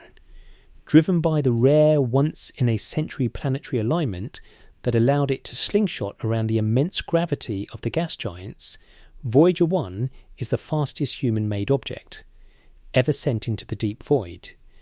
It is currently hurtling through the pitch-black abyss at a blistering speed of 38,000 miles per hour. That translates to roughly 1 million miles every single day. At that breakneck pace, it took the probe 35 years to reach the heliopause. But to reach the absolute inner edge of the Oort cloud, Voyager 1 will have to travel for another 300 years. And to completely traverse this icy, silent graveyard to finally cross the true gravitational finish line and permanently, mathematically escape the influence of the Sun, it will take the spacecraft an agonizing 30,000 years. This staggering reality introduces the ultimate mind-bending paradox of the Voyager mission, and it completely shatters the illusion of our cosmic progress. Despite the press releases, the champagne, and the historic celebrations, we never really left. Think about everything Voyager has endured. It has pushed through the violently snapping magnetic foam. It has survived the chaotic, porous boundary where our solar system bleeds into the void. Its fragile computer brain has been bombarded by supercharged galactic cosmic rays, actively accelerated by the tightly draped magnetic shroud squeezing our heliosphere. It has suffered catastrophic memory failures, transmitting chaotic strings of zeros and repeating 377s as it navigated an unseen cosmic stormfront. It has provided the terrifying data points that birthed obscure theories of invisible dark matter traps actively thickening the space around it. All of this violence, all of this unimaginable cosmic chaos is occurring while the probe is technically still inside the Sun's gravitational front yard. We thought the edge was a door we could simply walk through. Instead, Voyager's telemetry has revealed that the edge of our solar system is a transition zone of unfathomable proportions, a sprawling, chaotic, multi-layered environment that makes a mockery of human time scales. And the most tragic part of this grand cosmic irony is that our brave, antiquated pioneer will not be awake to see the end of the journey. The twin Voyager probes are powered by radioisotope thermoelectric generators, bleeding electrical life from the slow, inevitable radioactive decay of plutonium-238. For nearly half a century, this fading heartbeat has kept the instruments warm in the freezing vacuum, spinning the ancient 8 track tape drives and powering the fragile 70-kilobyte computer brains. NASA engineers have performed absolute miracles to keep these ghost ships running, meticulously shutting down redundant systems, turning off heaters, and frantically rewriting corrupted code across billions of miles of empty space to squeeze every last drop of science from the aging hardware. But the merciless laws of thermodynamics cannot be cheated forever. The power is failing. In a few short years, likely around the fast approaching 50th anniversary of the mission, the electrical output will drop below the critical threshold required to operate. The transmitters. NASA will be forced to initiate a phased, permanent shutdown. The cameras were turned off decades ago, but soon the plasma wave detectors will go silent. The cosmic ray sensors will freeze solid. The magnetometer will stop reading the impossibly perfect magnetic shroud. And then the communications array will power down for the final time. The faint 22-hour whisper that has connected humanity to the edge of the void since 1977 will simply cease to exist. Voyager 1 will become a dead, silent monument, a frozen metallic corpse plunging blindly into the darkest, most isolated region of our cosmic neighbourhood. It will enter the Oort cloud completely blind and deaf, drifting silently through the icy remnants of our creation for 30 millennia. But even in death, the probe carries the ultimate testament to the audacious, beautiful arrogance of the human spirit. Fastened to the side of the decaying aluminium chassis is a phonograph record plated in pure copper and gold to protect it from the relentless bombardment of cosmic dust and deep space radiation. This golden record is humanity's message in a bottle, cast out into the infinite cosmic ocean. It contains the very essence of our world. It carries the haunting songs of humpback whales, the rumble of a volcano, the gentle sound of rain, and the heartbeat of a mother. It carries the brilliant mathematical genius of Beethoven, Mozart, and Stravinsky, the deep blues of Louis Armstrong, and the electric rock and roll of Chuck Berry. It contains greetings spoken in 55 different human languages, including ancient extinct tongues that haven't been spoken on Earth for thousands of years. It holds the recorded brainwaves of a young woman in love, the sounds of our engineering, and 115 encoded images depicting our anatomy, our science, and our fragile home, covered in a layer of extremely pure uranium-238, so that any advanced civilization finding it can measure its radioactive decay and calculate exactly when the record was forged. The disc includes a stylus, visual instructions on how to play it, and a map detailing the exact location of our pale blue dot, triangulated against 14 spinning pulsars of the Milky Way. If Voyager 1 survives its 30,000-year transit through the Oort cloud, it will finally truly leave our solar system. In roughly 40,000 years, it will drift within 1.7 light-years of an obscure, little-known star in the constellation Camelopardalis, while its twin, Voyager 2, will pass quietly by the star Ross 248. By the time these dead machines reach the stars, the human beings who built them, and perhaps the very planet that birthed them, may be entirely unrecognisable or entirely gone, but the record will remain. A pristine, golden echo of a species that dared to look up at the terrifying violent dark and asked what was hiding in the shadows. The 45-year mission of Voyager did not just expand our scientific textbooks, it completely shattered them.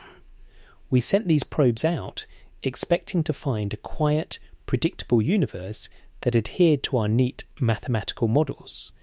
We expected to find a clean, solid wall protecting us from an empty, dissipating void. Instead, Voyager found a universe that is wildly, violently alive. It found a leaking, porous membrane of churning magnetic foam. It recorded an impossibly smooth, draped magnetic shroud that acts as a lethal cosmic particle accelerator. It listened to the sustained hum of structured plasma, and it felt the crushing, terrifying pressure of an ancient galactic stormfront. It gave birth to highly debated, obscure theories about invisible dark matter scaffolding, and it suffered through profound digital hallucinations as it brushed up against immense, unknown astrophysical forces that our science cannot yet explain. The data beamed back from the edge of our solar system has exposed a deeply humbling truth. We are not isolated, we are not safe, and we are not resting peacefully in a quiet corner of the galaxy. We are sailing a tiny, fragile bubble through a raging, incomprehensible cosmic war zone. The edge of our solar system is not a definitive boundary. It is not a finish line. It is a massive, terrifying question mark. It is a stark reminder that the universe does not owe us an explanation, and that the true nature of reality is far more bizarre, complex, and frightening than our primitive 1970s technology could ever hope to fully grasp. Voyager may soon go dark, but the mysteries it uncovered at the edge of the great abyss will haunt the scientific community for generations to come. We finally know what is waiting at the edge of our solar system, the terrifying realization of exactly how much we still have left to learn.